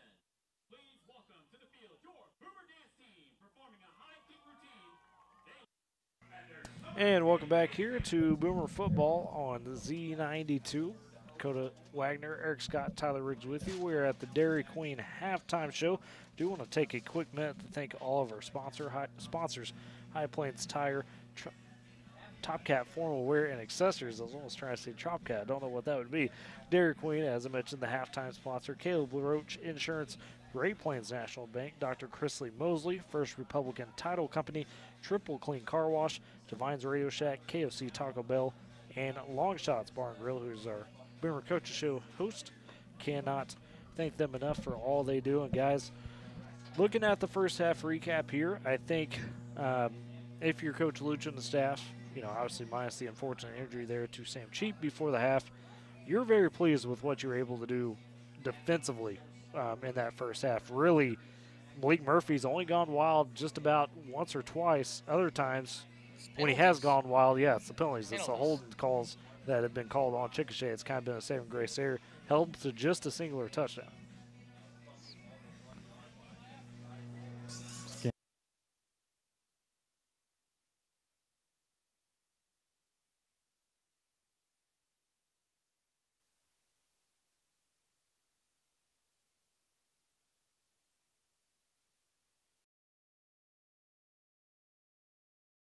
You know, but overall, I feel like the Boomers have done a really good job when they forced them to pass. You know, the Boomers have been in there and made some good defensive, some good plays as pass defense. You know, and so I think overall the Boomers have been doing pretty well. And, you know, we talked about that defensive secondary and how they were going to have to step up tonight just because of all the injuries that had been on the Boomer side, kind of with Taylor Laird out, Carson Medina out, things that got shuffled around. How about the sophomore Denzel Emery getting his start tonight at cornerback, doing a really good job on the outside there on Tyrese Gonzalez, who's usually been the go-to receiver. Got the big forced fumble on Malik Murphy. Dakota, talk about what he's been able to do in the first half. I mean, you know, he comes in here, you know, he had to wait the 15-day period before he can play. Eager to play. First game, you know, we didn't see much. It was his first game back, getting back in the rhythm with the Boomers. But this game, him getting moved around, got him a chance to show what he has to offer. And his height may not be the best, but he can sure keep up with each and every guy. And that is something that has really helped the Boomers tonight. For him just to be keeping up pace by pace and getting a hand in there has really been able for the passing game to get shut down. Yeah. Even though it's not the best for Chickasha, Sure. Denzel has just kind of swept it away. He definitely has, for sure. And that, you know, Eric, you mentioned early on, Hunter Harrison's out there playing free at that middle linebacker position. We'll have to talk to him, you know, over the week to see how he felt about that, because when he gets a chance, he's already a good athlete. We've seen it from him being a down lineman.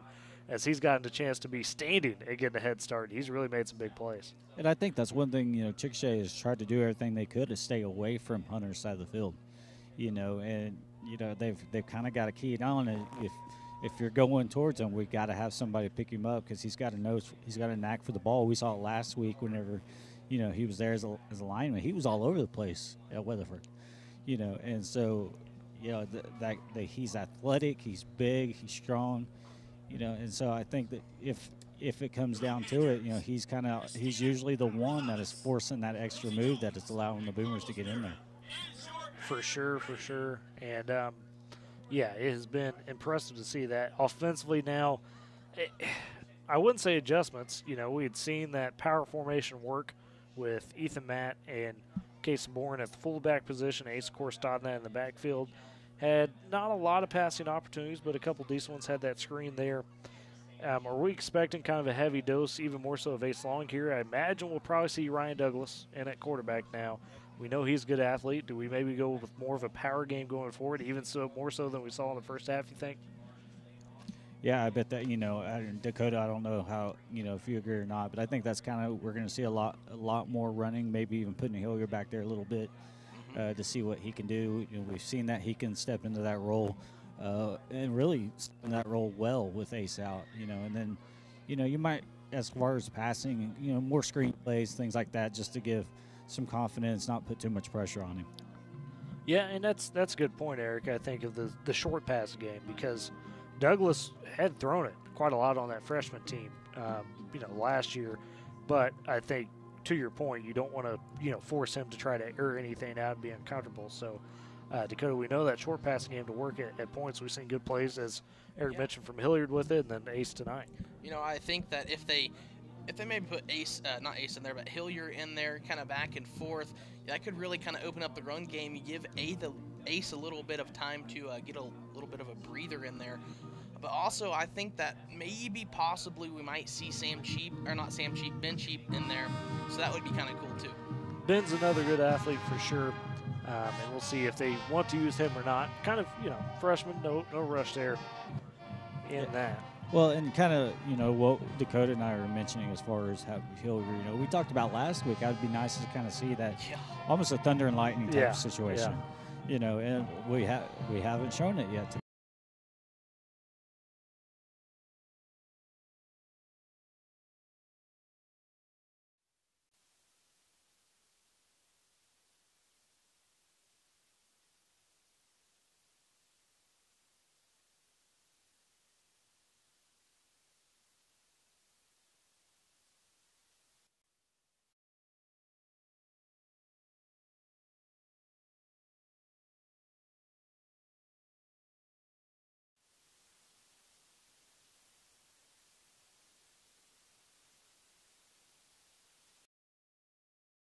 the Eagles, a team we saw last week. Weatherford holds a 15-10 lead at the half there, and that's after Clinton had lost Elk City on the road last week, so they're reeling. And then Elk City themselves in a tight one with Cash, 20-14. Elk City on the road in that one. So just as we saw last week, guys, when we thought we had the district figured out maybe a little bit, things topsy-turvy, and it's really a fight, it seems like, each week. Well, we've talked about how crazy things have been in the district, and I kind of wondered. I hadn't looked myself, wondered if something was going on, because I saw Kyle Reynolds down there looking at his phone, and it looked like they were showing the Clinton score. But really this district is kind of all over the place. We watched Weatherford, and guys, I know we lost to them, but quite frankly, I didn't think they were that good a team. Outside of C.J. Nixon, really, right? Right. And so to see a team like Weatherford, holding a team like Clinton, but again, that is a rivalry game. We talked about Clinton Elk City last week. Those rivalry games are so hard to pick. Absolutely. And when we talked about pregame with CJ over on K101, technically Woodward's only a game out of that fourth place race right now. They're one of the winless teams in the district with John Marshall, but you're just 0-2. Got a couple 1-1 teams there. If you could find a way to get this win in the second half and dethrone essentially the top team in the district right now, that could give you some big momentum into a winnable game next week with John Marshall, and then who knows what could happen, once you get to Elk City and Clinton to end district play. So a lot of opportunities there real quick. Also, let's look around the area on some scores, starting with 8-man here in Class C. We know district play getting underway for 8-man, especially this week. A lot of big matchups there. Tipton has already taken it over Gary 50-0. They shut them out there. The big matchup in Class C, the Winoka Rails and Timberlake Tigers. The 1 versus 3, probably by some people's minds, maybe a finals preview, because those two teams have been steamrolling a lot of teams. Winoka right now, the Road Warriors up 30-16 over Timberlake in the third quarter. Eric Happy down there. That Rails team is very, very good. That's a very talented Timberlake team. That's an epic match. Yeah, absolutely. And that's what this Winoka team, arguably, not having Case and Olsen, but arguably is top to bottom better than what they had a few years ago. And that says something, because Case and Olsen, folks, is a Division I athlete. Right, absolutely. A guy who's putting in time, at a Division I school. So, and Timberlake, it's kind of interesting to see what they had tonight, because with Coach Severin, he's still out, still recovering from heart surgery. This in 37 years, I think is what I saw. Last week and this week are the first games he's ever missed. Crazy. Some other scores there in Class C of note for the area going on as well. Tyrone over Sharon Mutual right now, 22-0 in the third quarter. Medford's beating Deer Creek Lamont. That one actually a final 48-0. Medford shut out DCLA there. Buffalo right now taking it to Boise City on the road, 38-0, as they lead in the second quarter, looking for a shutout themselves. And then number 4, Mod, not necessarily one of our schools, but one of the top teams in Class C as well. They have already taken it over Fox, 54-0 the final there. Class B, B1 had a lot of big district tilts going on tonight. I saw one in person last night. Went over to Laverne, watched that Laverne Hollis game, and Laverne won that one 46-14. That was a top 10 matchup there, and too much Felix Teal and the freshman Wyatt Tiller for the Tigers got it done for them. Some other scores, though, in Class B right now at the half. Number 1, Oklahoma Bible Academy on Cherokee, 38-16. Pond Creek Hunter up 32-0 over Garber right now in the third quarter. That's kind of a big score right there. And then Sealing, boy, put it on Canton, 64-0 for the final. That's not a bad Canton team, but Sealing starting to feel themselves really for sure. Dewar, top 5 team in the state Class B as well from the East. They're up 46-6 over Weber Falls. And the big one I think we've had our eye on for sure on the Friday Night Quick Score side, Backle Forgan and Shattuck going at it in a big matchup there. Backle Forgan leads 28-14 in the second quarter. Also, Wacoma's tied at 8. That one in the second quarter as well. Turpin, they've already rolled Beaver 48-0 and got the win there. So B1 tough as always, and I just want to remind y'all, Friday Night Quick Score is going on over there on K101 right now. You go check that out with CJ Montgomery, Chris Eubank. I believe they've got some update from the region as well. Jeff Hickman and the rest of their crew keeping you up to date on all the scores and storylines. Here at the band right now for the Brewers, performing a excellent show, marching show that they've been wanting to improve on and get going into regional contests coming up here at the end of the month for them. So, yeah, and they actually the week or so ago at contests they pulled off some ones across the board. So yeah, great job by the Boomer band. Yeah, I had Daisy Crockett last week on the coach's show, talking with them about that, getting prepped for that OBA marching championship there in 4A. So we got about 5 minutes or so here to go in the half, so we'll step aside for a break and come back and talk about some of the second half adjustments and keys to the second half. You're listening to Boomer Football on Z92.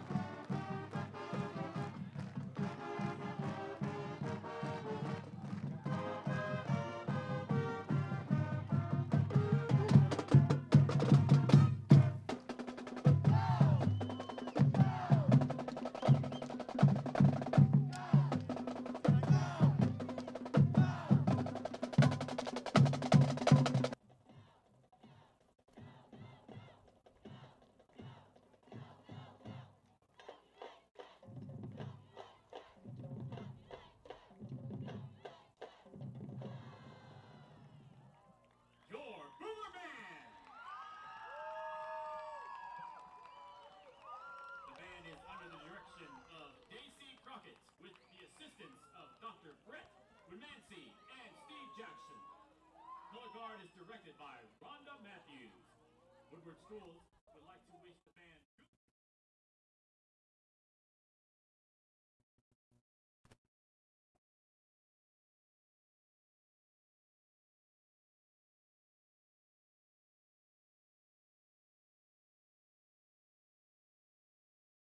Okay, folks, it's that time. Feel free to get up, out of your seat, stretch your legs, and feel free to sing along if you want to.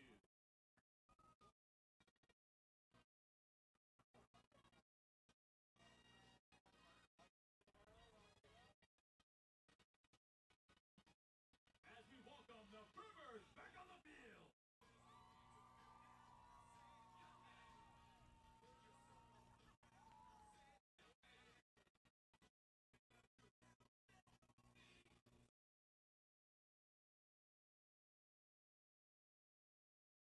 Good evening, Boomers. Tonight is a home game against Chickasha at 7 p.m. Remember, it's Military Appreciation Night, so wear red, white, and blue, or camo. This week's Boomers of the Week is Callie Peterson, Dawn Minders, Kendall Wells, Sydney Harmon, Melanie Rosales, Blair Browers, Hunter Harrison, Autumn Norell, Emily Stebbins, Quentin Johnson, Miss Luchin, Jaden Carson, Paulina Soto, and Alondra Cano. Happy birthday. Happy birthday, Boomers. Good evening, Boomers. Tonight is a home game against Chickasha at 7 p.m. Remember,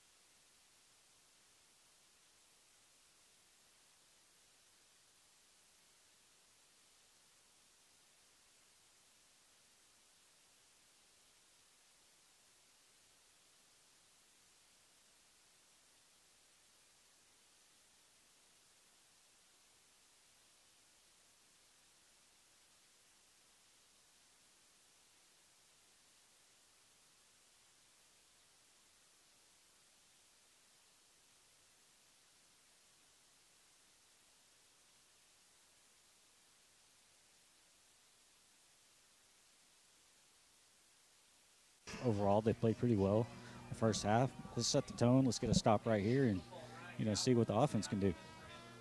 I completely agree with that, Eric. I think that is definitely with the way that first half went, what you want to see is the Boomer defense starting this out. So Shirky lined up, so is the kickoff team. There's the whistle. Back deep to receive a couple of the Fighting Chicks. I believe Landon Bowen, one of those. And Shirky going to take his jog. Going to go with a bit of a targeted short kick here to about the 25. Oh, Canvas picked it up. He could have probably let it roll out of bounds. Wow. Yeah, but picked it up, gave the Boomers a break, and it will be starting at the 29 for the Chickasha Fighting Chicks. Yeah, that's definitely, as a special teams coach, you don't want to see. Yeah. He caught the ball on the side. That ball would have easily been out. We moved the ball up a little bit, but, he kind of made an unnecessary play. We'll take it, though. We will take it. So it'll be quarterback Caden Rayburn leading the Chicks onto the field. Malik Murphy going to be in at the back. They have a receiver to each side. 2 tight ends sit here for Chickasha, as Rayburn's going to be in the gun. Murphy's going to be flanking him here on the near side. Snap back to Rayburn. Handoff inside to Murphy. He's going to bounce it out. Got a little bit of a hole. Breaks the tackle up to the 40. He's got a big gap. 45-50. It's a foot race. Ryan Douglas trying to chase him down. 30-20. He is down the sideline and gone. And just what we were talking about with Malik Murphy, you can't give him any space because he will punish you. And just like that, a 71-yard touchdown run. First play of the second half. Wow. Man, guys, I mean, I don't know what you could do with that. You missed one. You didn't even really miss the tackle. He just beat you to the edge. Tyler, I did see one positive thing on that. Ryan Douglas kept up with him, so if he can do that on offense, I think we might be sitting maybe in a little bit of a comfortable position. So Bryce Mulder on for the extra point. Snap, hold is good, kick is up, and that is good. And Chickasha, just like that, the quick strike. Now up 16-0 after the quick score. We will keep it right here as we just came out of the half. And I mean, Eric, you were on the sideline to see that. Was there much more the Boomers could do? It was a decent hole opened up, but it's just one of those where Malik turned on the Jets. I don't know if we had lost him. Oh, excuse me, that's on me. He had said he was going to be out for the start of the second half there. So Dakota, just meeting you up here for just a moment. But yeah. I mean, is there anything more the Boomers could have done? I mean, you just got to catch him at this point. I mean, once he breaks clear through our defenders, we're in a situation where it's a foot race to the finish line no matter where he's at. Yeah, and he's going to win that a lot of the times with that speed. We had him kind of around the T-shirt, but, that's not enough to get him because he'll just break free. Yeah. It's like putting a finger on him. You got to have your whole entire body around this guy or he is going to break from you and take it to the house, as he just did. So on the kick now will be the Fighting Chicks. It will be Bladen Fuel, their place kicker. Back deep to receive. It will be Denzel Emery and Ace Long, the returners.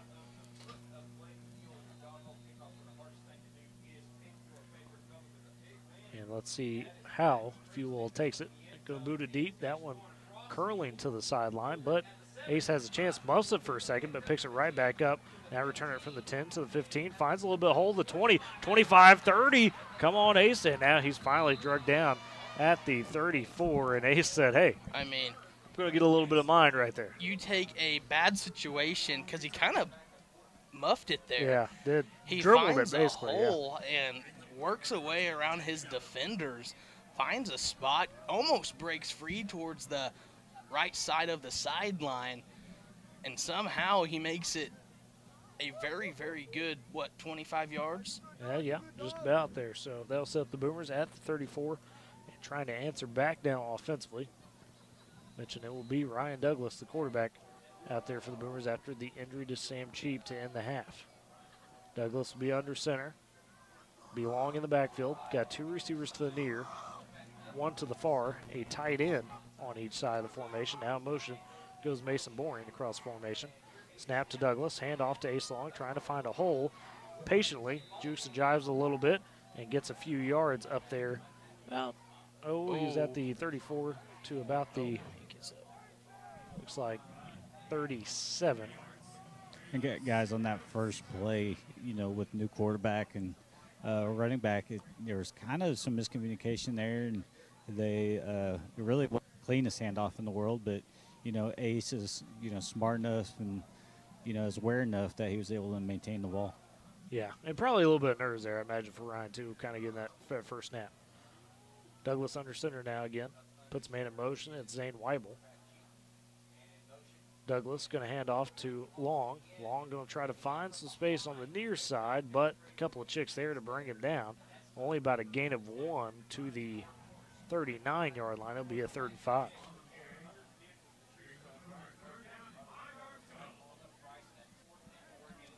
So 3rd and manageable here for the Boomers. Playbook open. See if they let Douglas try to throw it. Got a Boomer coming off there on the sideline. Looks like Peyton Carter come up a little limp. He's walking off, so have a substitution on the line there. Jaden Cook, I think, will sub in. Cook coming in. So Douglas will be under center. Be Long in the backfield. 2 receivers to the far side, 1 to the near, a tight end on the far side as well. Man in motion will be Mason Boring. Across the formation, Douglas takes snap, pitches it back to Long on the edge on the near side, and it's pursued well by the Chicks, and he's going to be stopped in the backfield for about a loss of 2 back to the 37, and just not much doing there, fellas, for the Boomers on that drive. Yeah, that's one of those situations where, you know, they just kind of strung the play out and kind of wouldn't let Ace get by. He probably had an opportunity to cut it upfield and probably pick up a few more yards, but I still don't think he would have got the first down. So 4th and 7, Cash Shipley will be on to punt. Like and Landon Bowen back. Snap, a bit of a roller, but Shipley able to corral it, get a boot into it still. Bit of a short kick, but it will work. And a flag comes in late. Not sure what this flag's going to be for. I wonder, I think it was because the ball came up, hit his forearm with the Boomer's forearm, and then he ended up grabbing it. Well, and I think they also may have called fair catch, and then a Chickasha player also picked it up, yeah. picked up the ball, trying to move I'm it. seeing hold by the refs there is what they're going to call. So another hold on Chickasha. There it is. Yep. So I'll take that. Yeah, we will take that. That's more yardage for sure. So it was going to be about the 37, but that will back them up now. Should be to about the 27. Get another break. Further than that. No, yeah, okay, 27. I lost the ball there for a second. So 1st and 10 for Chickasha at their own 27. 9:12 to go in the 3rd quarter. Chickasha leads 16-0. Yeah, like I said, the Boomers got a break. It's a bad snap, you know, really a botched situation, and here we are now, you know, pushing back in bad field position. Got to capitalize. Pass is Rayburn quickly here on 1st down. Got a man on the outside. It's Tyrese Gonzalez, and that time able to break away from Denzel Emery. Sorry to cut you off there, Eric, but that was a quick pass and one of the few that has worked for Chickasha tonight for a 1st down. Yeah, it's really better reception over here on the sideline. He caught it with 1 foot down. And Gonzalez, just a sophomore, very talented. He's been the go-to guy for the Fighting Chicks on the outside.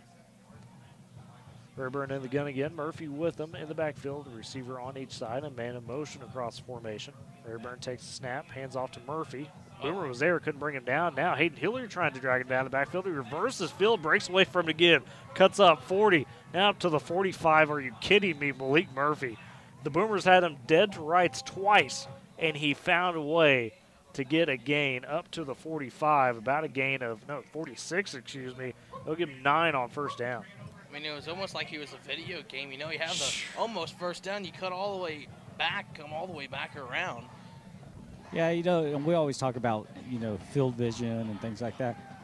He had the first hole he went through, the angle he had to take to get to that hole, that was the most impressive part of that run. You know, he kind of had to hop through the hole, you know, to keep the play alive. 2nd and 1 for the Chicks now. Rayburn in the gun with Murphy. They'll hand off to him inside. Or, excuse me, Landon Bowen, excuse me. He's got a hole on the near side, across the 50, the 45, and finally gets struck down at the 40.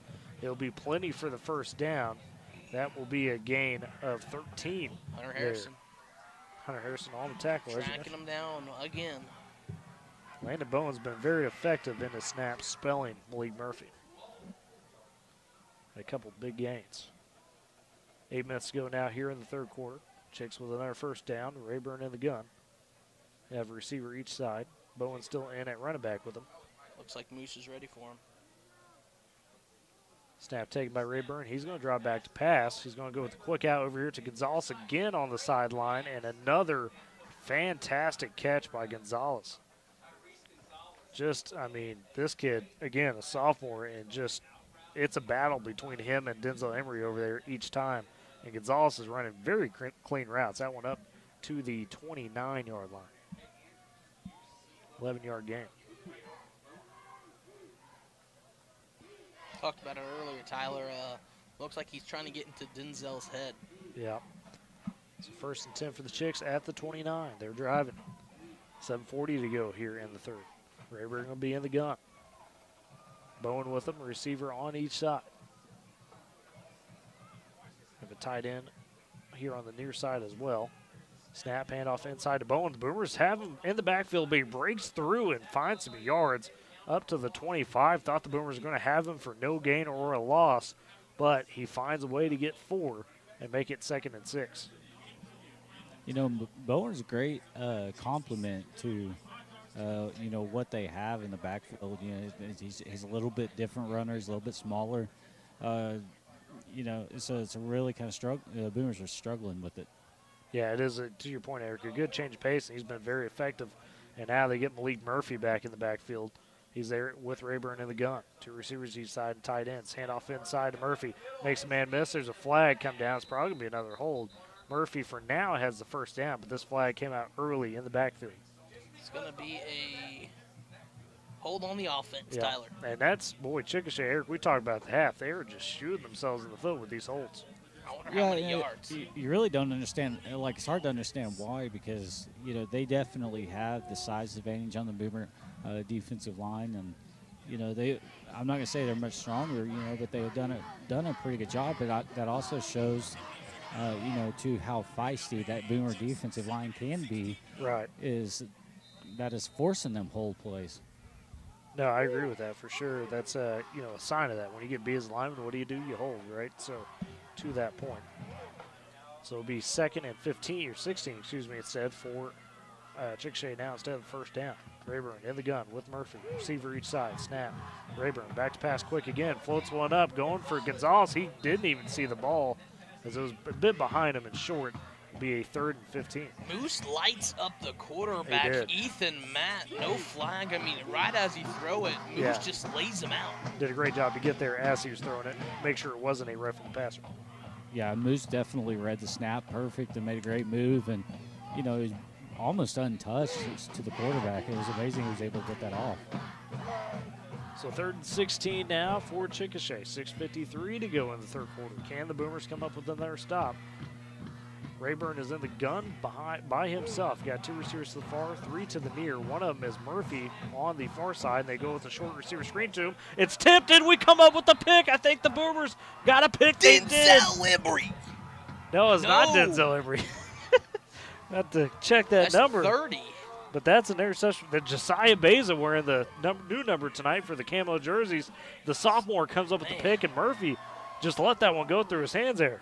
That's your stereotypical tip-drill right there. Yeah. You know, Beza recognizes the ball kind of popped up after the tip ball, and he was able to make an excellent dive. I mean, he caught that basically on the ground. He made a great dive for the ball to. I mean, went full extension for it. To add to that, I mean, it was like Superman. I mean, he was pretty far away from it.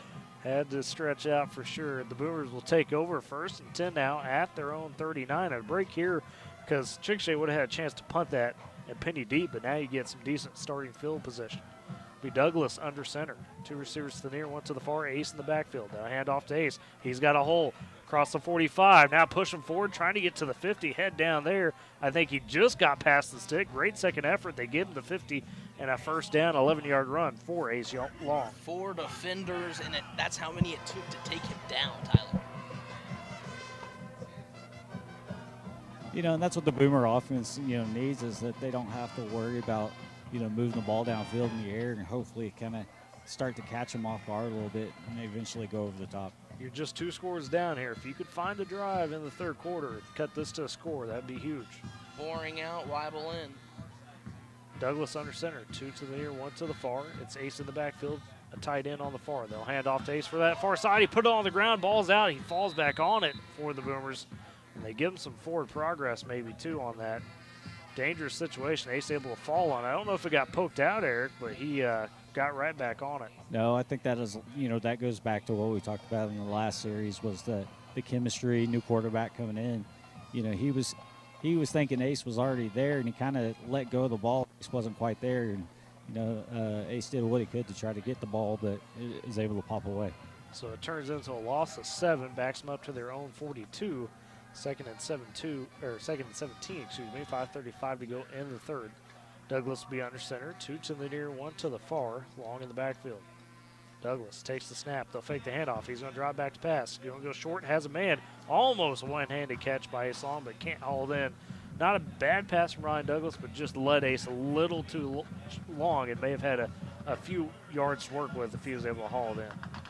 Yeah, one thing I'd like to see by Douglas, though, is to get a little bit more set. He was backpedaling the whole time. He didn't really, look comfortable at all, and he just kind of, even as he was backpedaling, was causing him to really make a bad throw. Well, and that's just one of those, I think, jitters. You call it that, because like I said, he had time to sit, but maybe he didn't feel he had time to sit, trying to get it out on the screen play. So 3rd and 17 now for the Boomer 42. Long's going to be, Douglas is going to be in the gun. Long will be with him. 2 receivers to the near, 1 to the far. Douglas will take the snap, dropping back, looking to pass. Going to float one over the top, looking for a man, and a catch! Whoa! What a catch on the far sideline from Cash Shipley. Flagged down, though.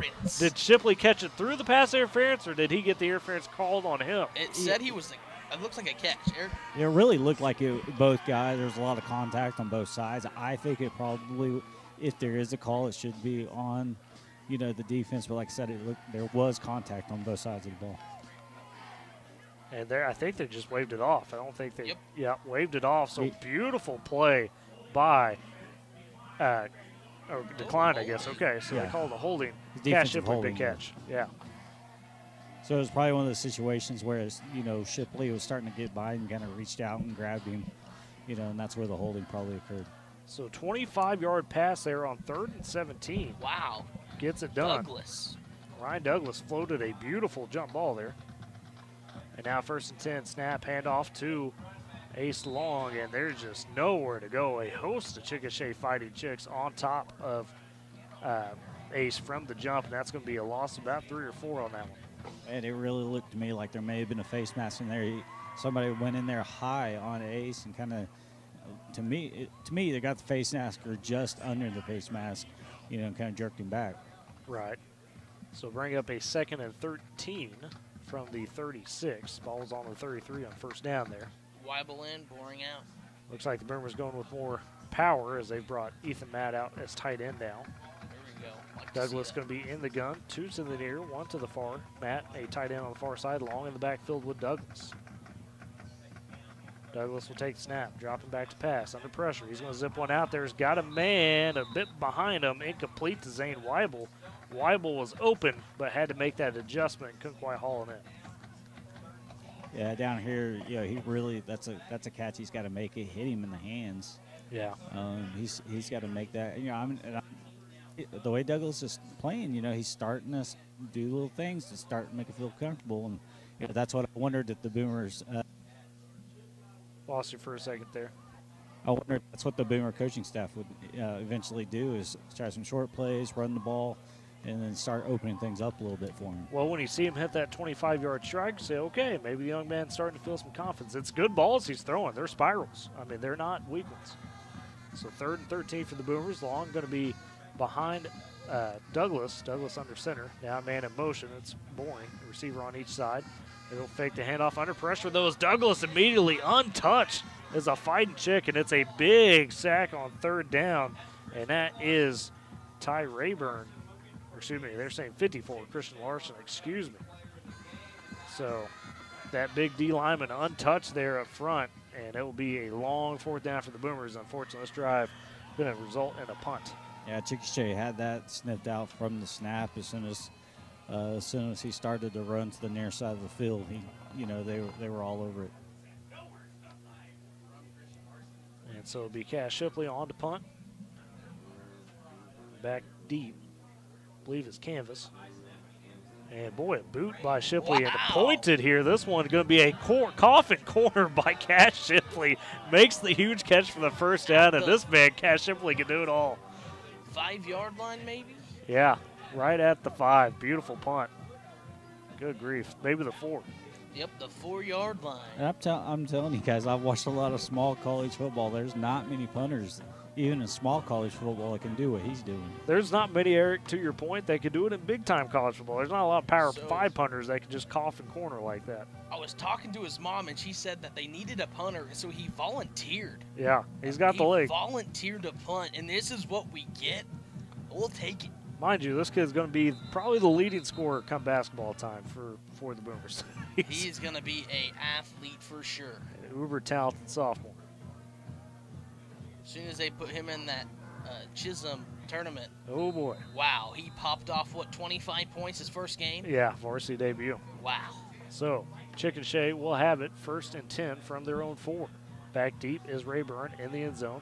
Murphy with them. They'll hand off to Murphy up the gut. Has a little bit of room, but not much. The Boomers get to him pretty quick and stop him for about, just a gain of 3 up to the 7. Looked like it might have been. They actually give it a gain of 4, we'll call it. Looks like Moose kind of got in there with Luis Corral.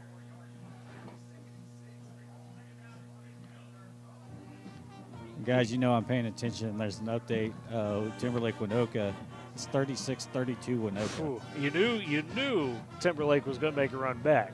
It's too good of a teams there to not be tight. So 2nd and 6 now. Chickasha in the gun. Rayburn play action. They'll go out to the outside on a quick hitter. He's got a man caught and gets up on Denzel Emery. It's who else? Tyrese Gonzalez has been the guy, and he gets enough for the first down. Got up to the 18-yard line. Really finished that play. Did Gonzalez. That's a 10-yard gain. Great job by Emery coming off a block and being able to come over there and make that solo tackle. So first down for Chickasha at the 18. 2:35 to go here in the 3rd quarter. In the gun, it's going to be Rayburn with Murphy with him. 2 receivers on each side. Takes the snap, hole inside, handoff to Murphy. And boy, great open field tackle there. Hunter Harrison, yeah. I mean, it looked like Murphy was about to really have a lot of space to work with that initial hole, but Hunter Harrison corralled him and held him to just a gain of 5. Could have been a lot more. And that was all strength by Hunter because Murphy had actually gone past him a little bit. Yeah. Hunter turned and grabbed him and just pulled him back. Hunter's a beast. He really is. I really like putting him at middle linebacker. It's good. As you said earlier, it kind of freed him up.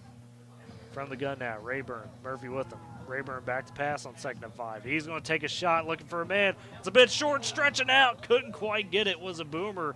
Was going for that pick, I believe. Looked like Ryan Douglas. Might have been the quarterback, Ryan Douglas. Great coverage over there one-on-one. It'll bring up a 3rd and 5 for the Fighting Chicks. And, yeah, another pass, though, where Rayburn just trying to send one out there and throwing it short.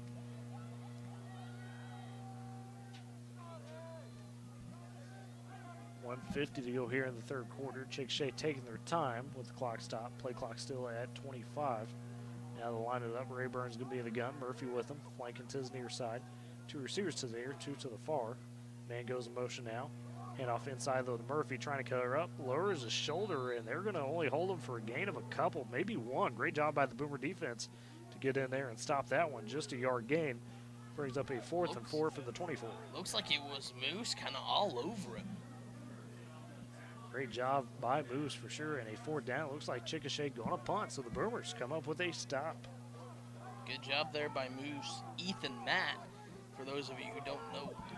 He's small, but man. He's small but wide, and uses that size well. Back to punt here for Fighting Chicks. And that one Decent little punt returnable, though, by Denzel Emery. Catches it at the 45, now to the 50, into Chickasha territory at the 40. He breaks a couple tackles, 35, and a great return by Denzel Emery. Gets it all the way up to about the 31-yard line. The Boomers start deep in Chickasha territory. Meant to go in the third. An opportunity here now to try to put together a drive and get one in the end zone. Guys, this is the one the Boomers need right here. You know, again, like you said, deep in their territory. You know, after a big defensive stop, we got a good punt return. Let's continue the momentum and put one in the end zone. And Ryan Douglas showed some good skill on that last drive through the air. A couple good passes. Had one complete to Shipley, so I think playbook kind of open here. You know, not maybe as close as we thought coming out of the half. Be 1st and 10 for the Boomers. Douglas will be in the gun with Ace Long with him. 3 receivers to the near, 1 to the far.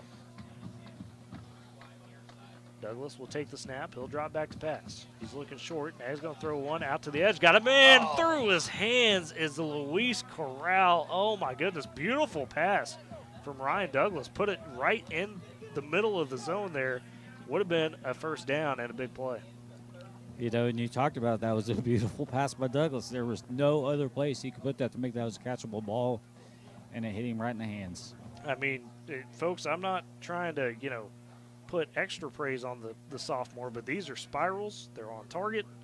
And, I mean, if you're watching on Boomer TV, as Eric just said, there was no other place that could have been put to have a shot at the catch, and Ryan put it there. 2nd and 10 upcoming now. Be Douglas in the gun. Ace with him in the backfield. 2 receivers to the near, 1 to the far. Luis Corral going to be the tight end on the near side here. Douglas will take snap. He's dropping back to pass again. Quickly going to float one out there. Floats it way too far. Miscommunication on the route. That's picked off on the back end by Chickasha and picked off by Tyler Canvas.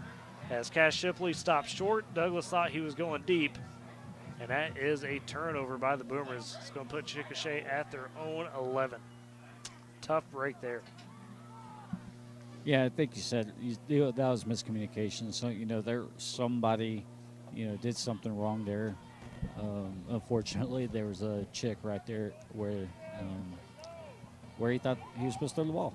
I mean, there's really no other way to do it. But he really has. He looks much more comfortable even on that throw.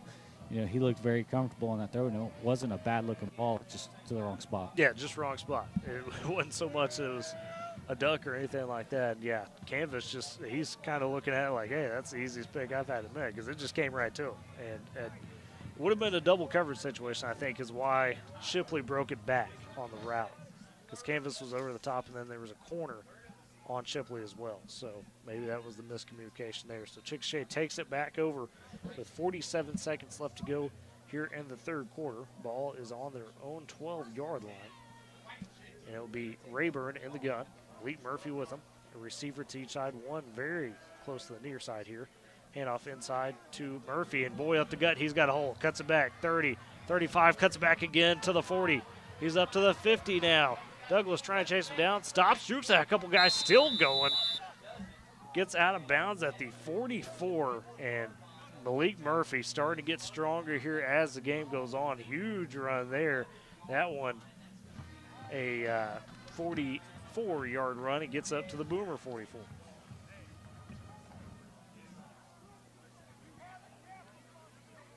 Clock will stop at 35 seconds to go in the third after he got pushed out of bounds.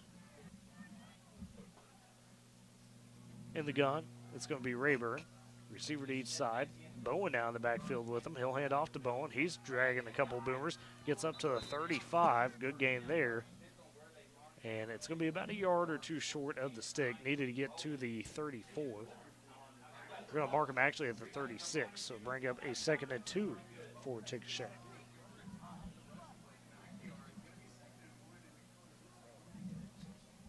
And that should do it for the end of the quarter as there's 9 seconds. They don't have to get off another play.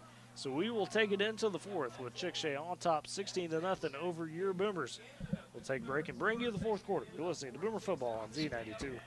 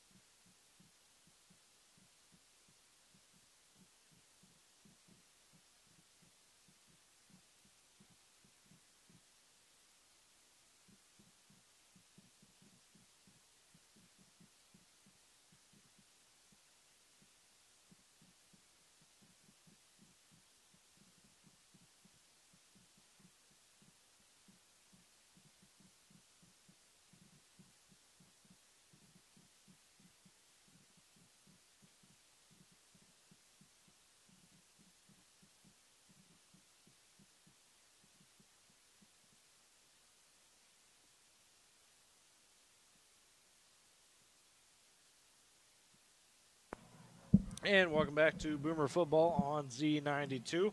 Dakota Wagner, Eric Scott, Tyler Riggs with you as we get ready to begin the fourth quarter. Chickasha driving right now on your Boomers. They have the lead 16-0. And after a big run by Malik Murphy, they've got a 2nd and 1 now here at the Boomer 36. Snap low, handoff to Bowen though. Bowen makes a man miss, cross the 40, 30. He's still going, 25, 15, still dragging people down to the 10. And that's where he will be stopped. And another big run by Landon Bowen from the 36 to the 10. Nope, they'll call it the 11. So a 25-yard run there by Landon Bowen. Guys, I'll say this. We talked about how good Bowen or how good Murphy is when he carries the ball. And that run right before the end of the third quarter was really good. But probably a lot of his yards come in these fourth quarter situations when the other team starts to get tired. And when teams are tired, it is hard to keep up with him. Yeah, and I think from the news clippings, Murphy's one of those guys that seems to get stronger as the game goes. 1st and goal for Chickasha at the 10. Rayburn takes snap, hands off inside to Murphy. He's got a hole, stretches for the end zone, and it's there. Malik Murphy from 10 yards out, and Chickasha puts another one on the board. They now lead 22-0 here with 11:14 to go in the fourth. Just not much you could really do. I mean, I totally agree with what you said, Eric. You get into these fourth quarter situations with a guy like this, it becomes that much tougher to stop him. And also, this is where the injury struggles the Boomers have had, really the past couple of weeks, and even tonight is, they just don't have a lot of depth. And the extra point is up, and that is good there from the Chicks. So 23-0 now with 11:14 to go in the fourth. We'll step aside for a quick break, and we'll come back and bring you some more action. It's Boomer Football on Z92.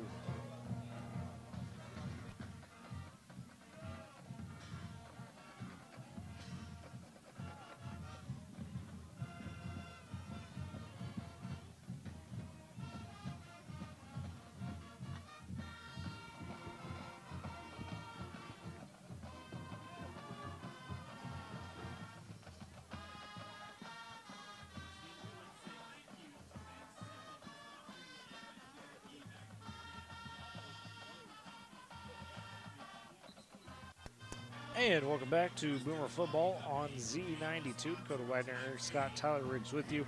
Chickasha goes 4 plays, 88 yards, and just about a minute 40 there off the clock. And we mentioned the big runs by Malik Murphy really set that one up. Landon Bowen as well having a good one in there. And Chickasha on the board now in control here with the fourth quarter underway.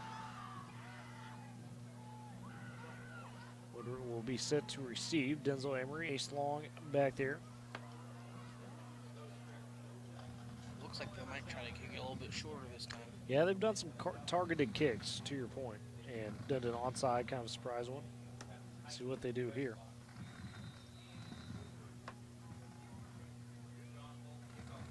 And the kickoff there. Yep, bit of a short targeted one, to your point. That one probably going to go out of bounds. Oh, landed on the sideline, took a bad bounce where Lucas Shirky essentially had to go at it to make sure that it was not going to die right there, right before the sideline. He did get it, though, and the Boomers will take over at their own 24. Yeah, and I think you described that perfect. If anybody was sitting in the stands, they might have wondered why did he make a play on that. And that could have easily come back down and kicked back out, and there were chicks all over the place. So, I think Shirky did a great job of getting that ball down as quick as possible so he can maintain possession. Yeah, no, when that ball took that bounce like it did, I totally agree. He recognized and said, hey, got to make sure that doesn't just stay right there and become grabbable for Chickasha. Boomers take over at their own 24. Douglas will be under center. Long in the backfield. They'll hand off to Ace. And boy, he stopped immediately. A couple of fighting chicks in the backfield on him. They know that the Boomers trying to go run first right now with the quarterback situation. There'll be a loss of 2 back to the 23. Yeah, you're exactly right. They're cheating. They're packing up front, and as soon as as soon as the snap is made and Ace makes that move, they know exactly where it's going. So 2nd and 12 for the Boomers. Weibel in, boring out. B. Douglas under center, Ace in the backfield, 2 receivers to the near, 1 to the far, tight end on the near side as well as Corral. Man in motion goes Weibel. Snap, handoff inside Ace. Got a little bit more of a hold this time, but taken away quick as Chickasha all over it again and maybe even pushed him back just a yard. So a 3rd and long upcoming for the Boomers. Emery's going to come in for Ace. And guys, just as we thought, oh, hey, we had held Malik Murphy, just kind of eyeballing it. I think he's up over 200 yards now with 3 touchdowns in this game after that big run. You know, now it's kind of amazing because he really isn't a flashy running. No, he's just ultra consistent. He just needs a couple of big ones, really. Yeah, you know, with it, upright running style, just kind of makes a move here and there, you know, and again, like I said, kind of catches you off guard, and all of a sudden he's at 200 yards. And now the Boomers will pitch out to Emery here on the side. Oh, my goodness, a big hit. Landon Bowen in the open field all over Emery. Emery, though, popped right back up as he took the contact well. Did get to the edge for a few yards, but that's about it. Still be 4th and 12. And just, whew, what do you do there? Closing speed by Landon Bowen displayed. Yeah, that's that kind of hit. And, you know, and I'm really kind of surprised Coach Lujan saying something to the ref. He had like 4 guys kind of surrounding him, taunting him there as he was trying to run through. Oh, yeah. Nobody said anything. Good sportsmanship by Emery. He didn't just say anything, Yeah, kept his mouth shut, ignored it. 4th and 12. Shipley back to punt. Good boot in this one. A high kick and a fair catch called and fielded by Canavas as Chickasha will take over at the 38. Another good kick there from Shipley. Just it's crazy the talent he has with that foot. We saw a coffin corner. We see the high kick there to make sure there's a fair catch called. Just impressive stuff. So Chickasha takes back over with 8:47 to go in this one. They lead 23-0 right now over Woodward. It's like, shoot, send that guy to a punting camp. And who knows what he'd be able to do. You know, it is, like you said, he stepped up, volunteered in that position, and he does that job really, really well. 8:47 to go. Chickasha will have it 1st and 10 at their own 38. Back in the goes Ray Byrne.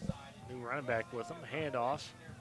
And the Boomers going to corral him quick. And boy, Moose, yeah, finished that one. James Harrell, the sophomore, 5'8", 150, got drugged back, and he loses about 3 right there, back to the 35.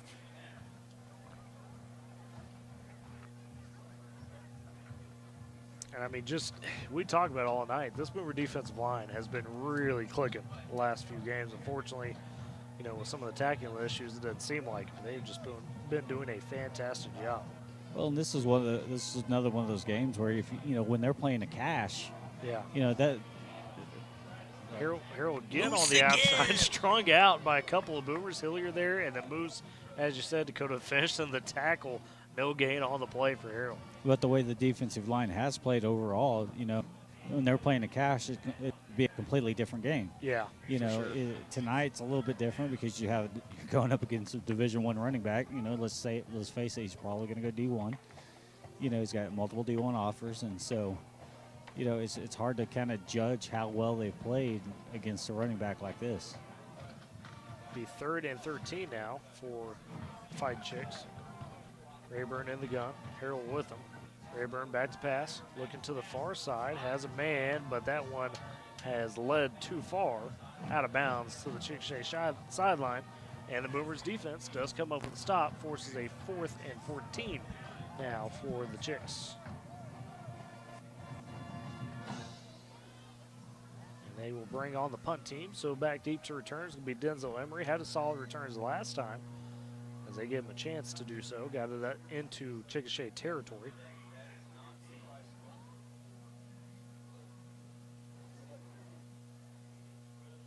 Chickasha in a tight formation here on the punt. And a boot into it. Not the longest kick, but pointed away from Emery, so They did give him a chance to return it. The Boomers still have good field position to start this drive, as that one went out of bounds at about, it's like the 44 of their own side. And guys, I'm just gonna say this. This is the Chickasha is the chirpiest team we've played tonight. I'm not like, not trying to dog per se, but that's just an observation. I'm calling it as I see it. They've got guys that are taking swipes after the play. They're jawing at the coaches over here, trying to bait our coaches into stuff. You know, they really are they chirp the most of every team we've played. Do see Ace Long over here on the sideline, helmet off. His sister gave him a hug about 4 or 5 minutes ago and then kind of pushed him off. So I wonder if he may have something going on. Yeah, maybe they're just kind of protect him. Denzel Emery in the backfield. Douglas back to pass. He's going to float past the sideline, looking for Cash Chipley, and Cash makes another fantastic catch with tough coverage all over him. Didn't matter. Cash Chipley, a big first down grab. And another beautiful throw from Ryan Douglas. That was Gavin Moxley, the senior defensive back that he beat there on the play. So from the 44 down into Chickasha territory at the 28, a 34-yard pass on first down. That's a beautiful catch, though. It was. That's going to be talked about. You know, beautiful catch, beautiful job of adjusting to the ball. Was a little bit underthrown, and Shipley adjusted to it and made the play. Douglas will be under center. Emery in the backfield. Man in motion across the formation is Mason Boring. Douglas will take the snap, hand off inside to Emery, lowers his shoulder, fights for a couple of yards. Oh, some chippiness going on there with the Boomers, and a flag comes out. And I think they're going to get a Boomer for reacting. Yeah, I think that's going to be the retaliation. Yeah, yeah. And you can't act back when somebody does something to you. You got to keep calm. I know it's tough, but you can't retaliate back. Oh no! And that's his second. It's an offsetting.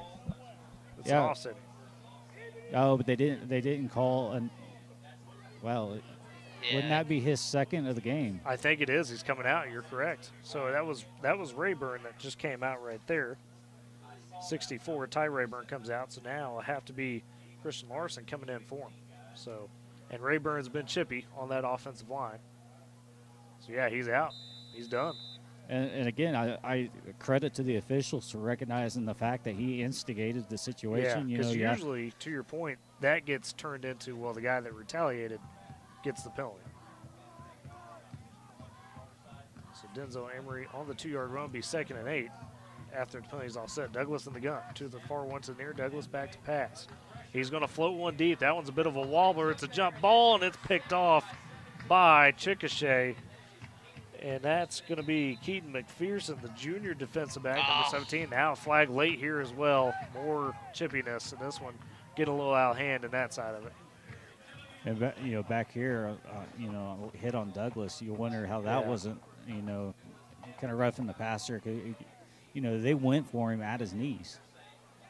Now you got to protect the quarterback. You can't go at him low, and that's exactly what they did just then. I think they might get the Chicks here, but I can't tell. Either way, it would be Chickasha ball because it was a dead ball foul. It was picked off by McPherson deep in Chickasha territory.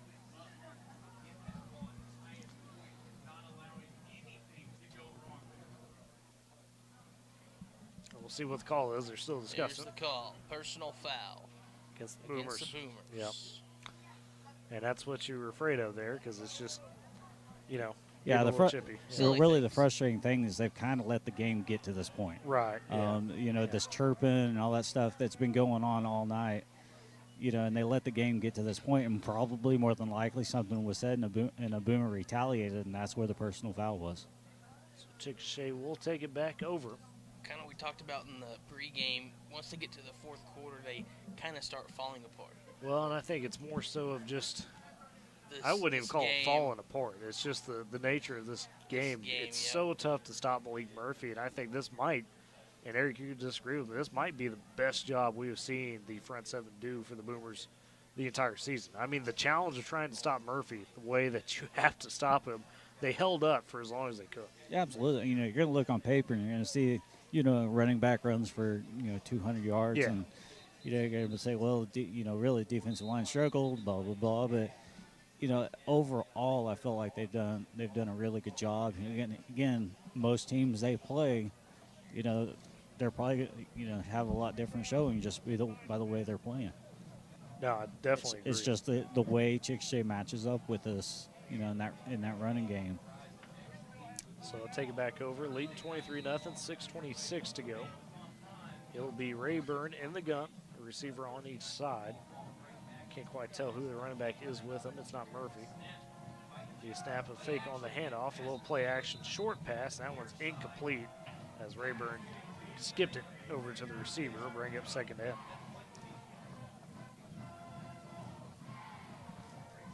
And I think really Chickasha at this point is just we're probably not seeing Malik Murphy the rest of this ball game with the situation. Probably be a mix of Landon Bowen as well as I would imagine James Harrell, who's gotten some snaps. Since Bowen in the backfield right now with Rayburn. Two receivers to the far, one to the near. Rayburn takes snap, hands off to Bowen. Makes a couple moves, makes a man miss, gets through a tackle, gets through another one. He's got a first down up at the 40, now to the 41. Landon Bowen has been just about equally impressive as Malik Murphy here tonight with some of his runs from the 24 to the 41 there, a 17-yard gain. Yeah, that was just poor tackling by the Woodward defense right there. I think it bounced off 4 or 5 guys before we were able to slow him up. So 1st and 10 for the Chicks now at the 41. They're on 41, 5:50 counting down to go here in the ball game. Chickasha, not to anyone's surprise, not in a rush right now. We want to remind you, Woodward will be at home against John Marshall next week. Thursday night game, fall break game. We will have that here on Z92. Friday night quick scores on Thursday as well, as most of the action, of course, will be going on over there. Snap, handoff inside to Bowen. Bowen has a little bit of some room, turning his feet now to the 50, and they push him forward a little bit more. He's got the first down in the Boomer territory at the 47. Another run there as Bowen able to go forward 12 yards.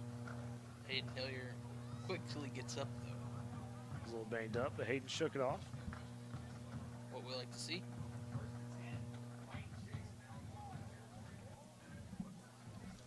Ball on the 47, 1st and 10 for Rayburn and Chickasha. He'll be in the gun. I was wrong. Malik Murphy back out there at running back. 1 to the near, 2 to the far. Snap, face the handoff. Rayburn looking on the play action. He's got a man short.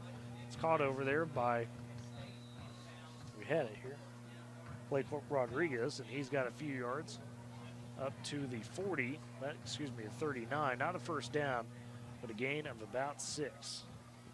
41, they'll call it, excuse me.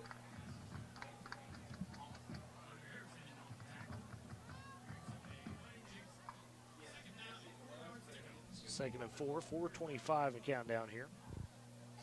Chickasha in the lead, 23-0.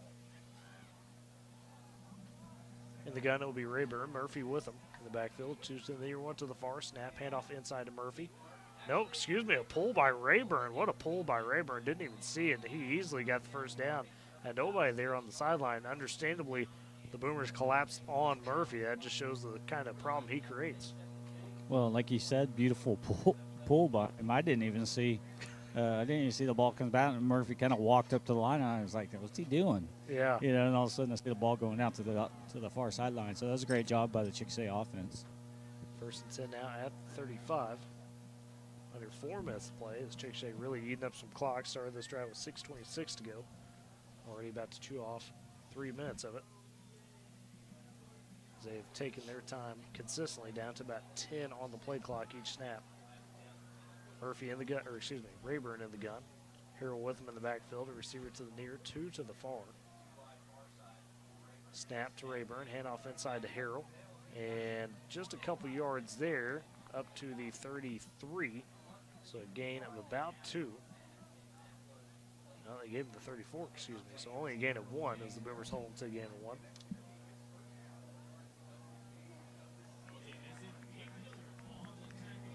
Hilliard there. We hear it on the tackle. Second and 9. And Chickasha again just eating it up. We're down under 3 minutes now.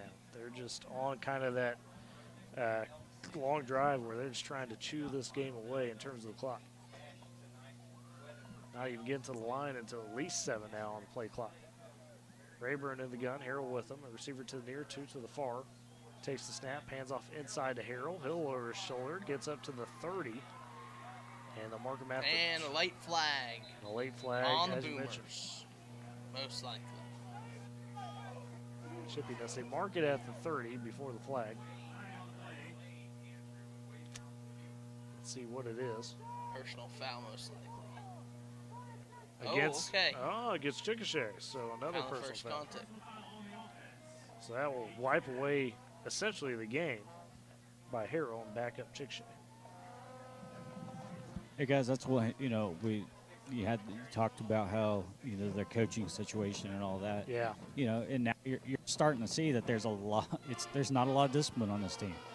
And kind of understandably to that point, mentioned with that coaching situation, I'm sure Ross Carter, the interim head coach, is going to try to correct those things. But when you're not the head guy to begin with, Eric, you've seen some of those situations, so to speak, where you've been part of the staff. How hard is that to kind of get back the locker room? Yeah, absolutely. And you think about that situation, you can see why, they've got some talent, but you can see why they also stay in these close games with John Marshall and things like that. Is because they're a very undisciplined team. Clock will run, though, after the penalty, so we're under 2 minutes to go. It'll be 2nd and 20 for Chickasha from the Boomer 45. Play clock's down to about 12. Chickasha still in no rush to line up.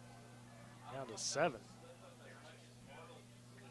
And I think they're going to let this run all the way down. And they will, and they'll take a timeout. So, minute 37 to go. Chickasha on top, 23-0. We'll step aside for a break with them. You're listening to Boomer Football on Z92.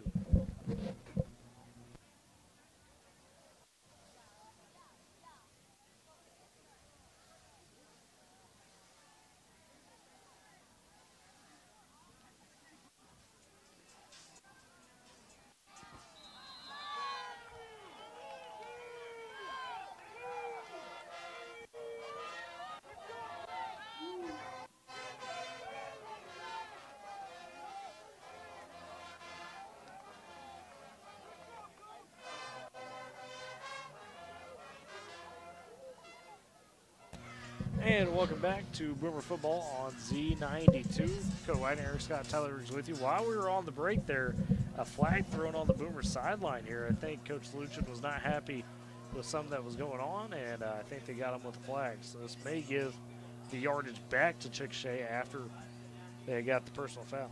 Well, it makes you wonder, obviously Coach Luchin's probably pretty upset with the way. Nope, lost you. Okay. There you go. And lost you again. I think he's definitely upset with the way things are going, and the way Chickasha is acting. And just thinking about the fact that they let the clock run down, call the timeout, there really is no need for something like that. And it does feel like they're trying to show up the Boomers right now. Yeah, I could definitely see that for sure. So it should be 2nd and 5, but they've got it as 3rd and 5. Rayburn in the gun. Handoff inside to Harrell. He'll bounce it outside to the far side. He's got the first down, breaks the tackle, gets up to the 10, going for the 5, carrying a man. I think he got stopped right at the 1. They're going to say the 1. I think that was a good open field tackle. Chickasha about pushed one in as Harrell sprinted for a gain of 29. And now looking for a flag, but didn't get it. And now Chickasha's over there dancing around like they just won a championship. Yeah. I'm trying not to get really worked up here, but it's. We'll keep it a little bit neutral there. I mean, it is what it is. As you said earlier, you made the fair point. Probably knowing the coaching situation, maybe not the most disciplined team, and I think we will leave it at that. So.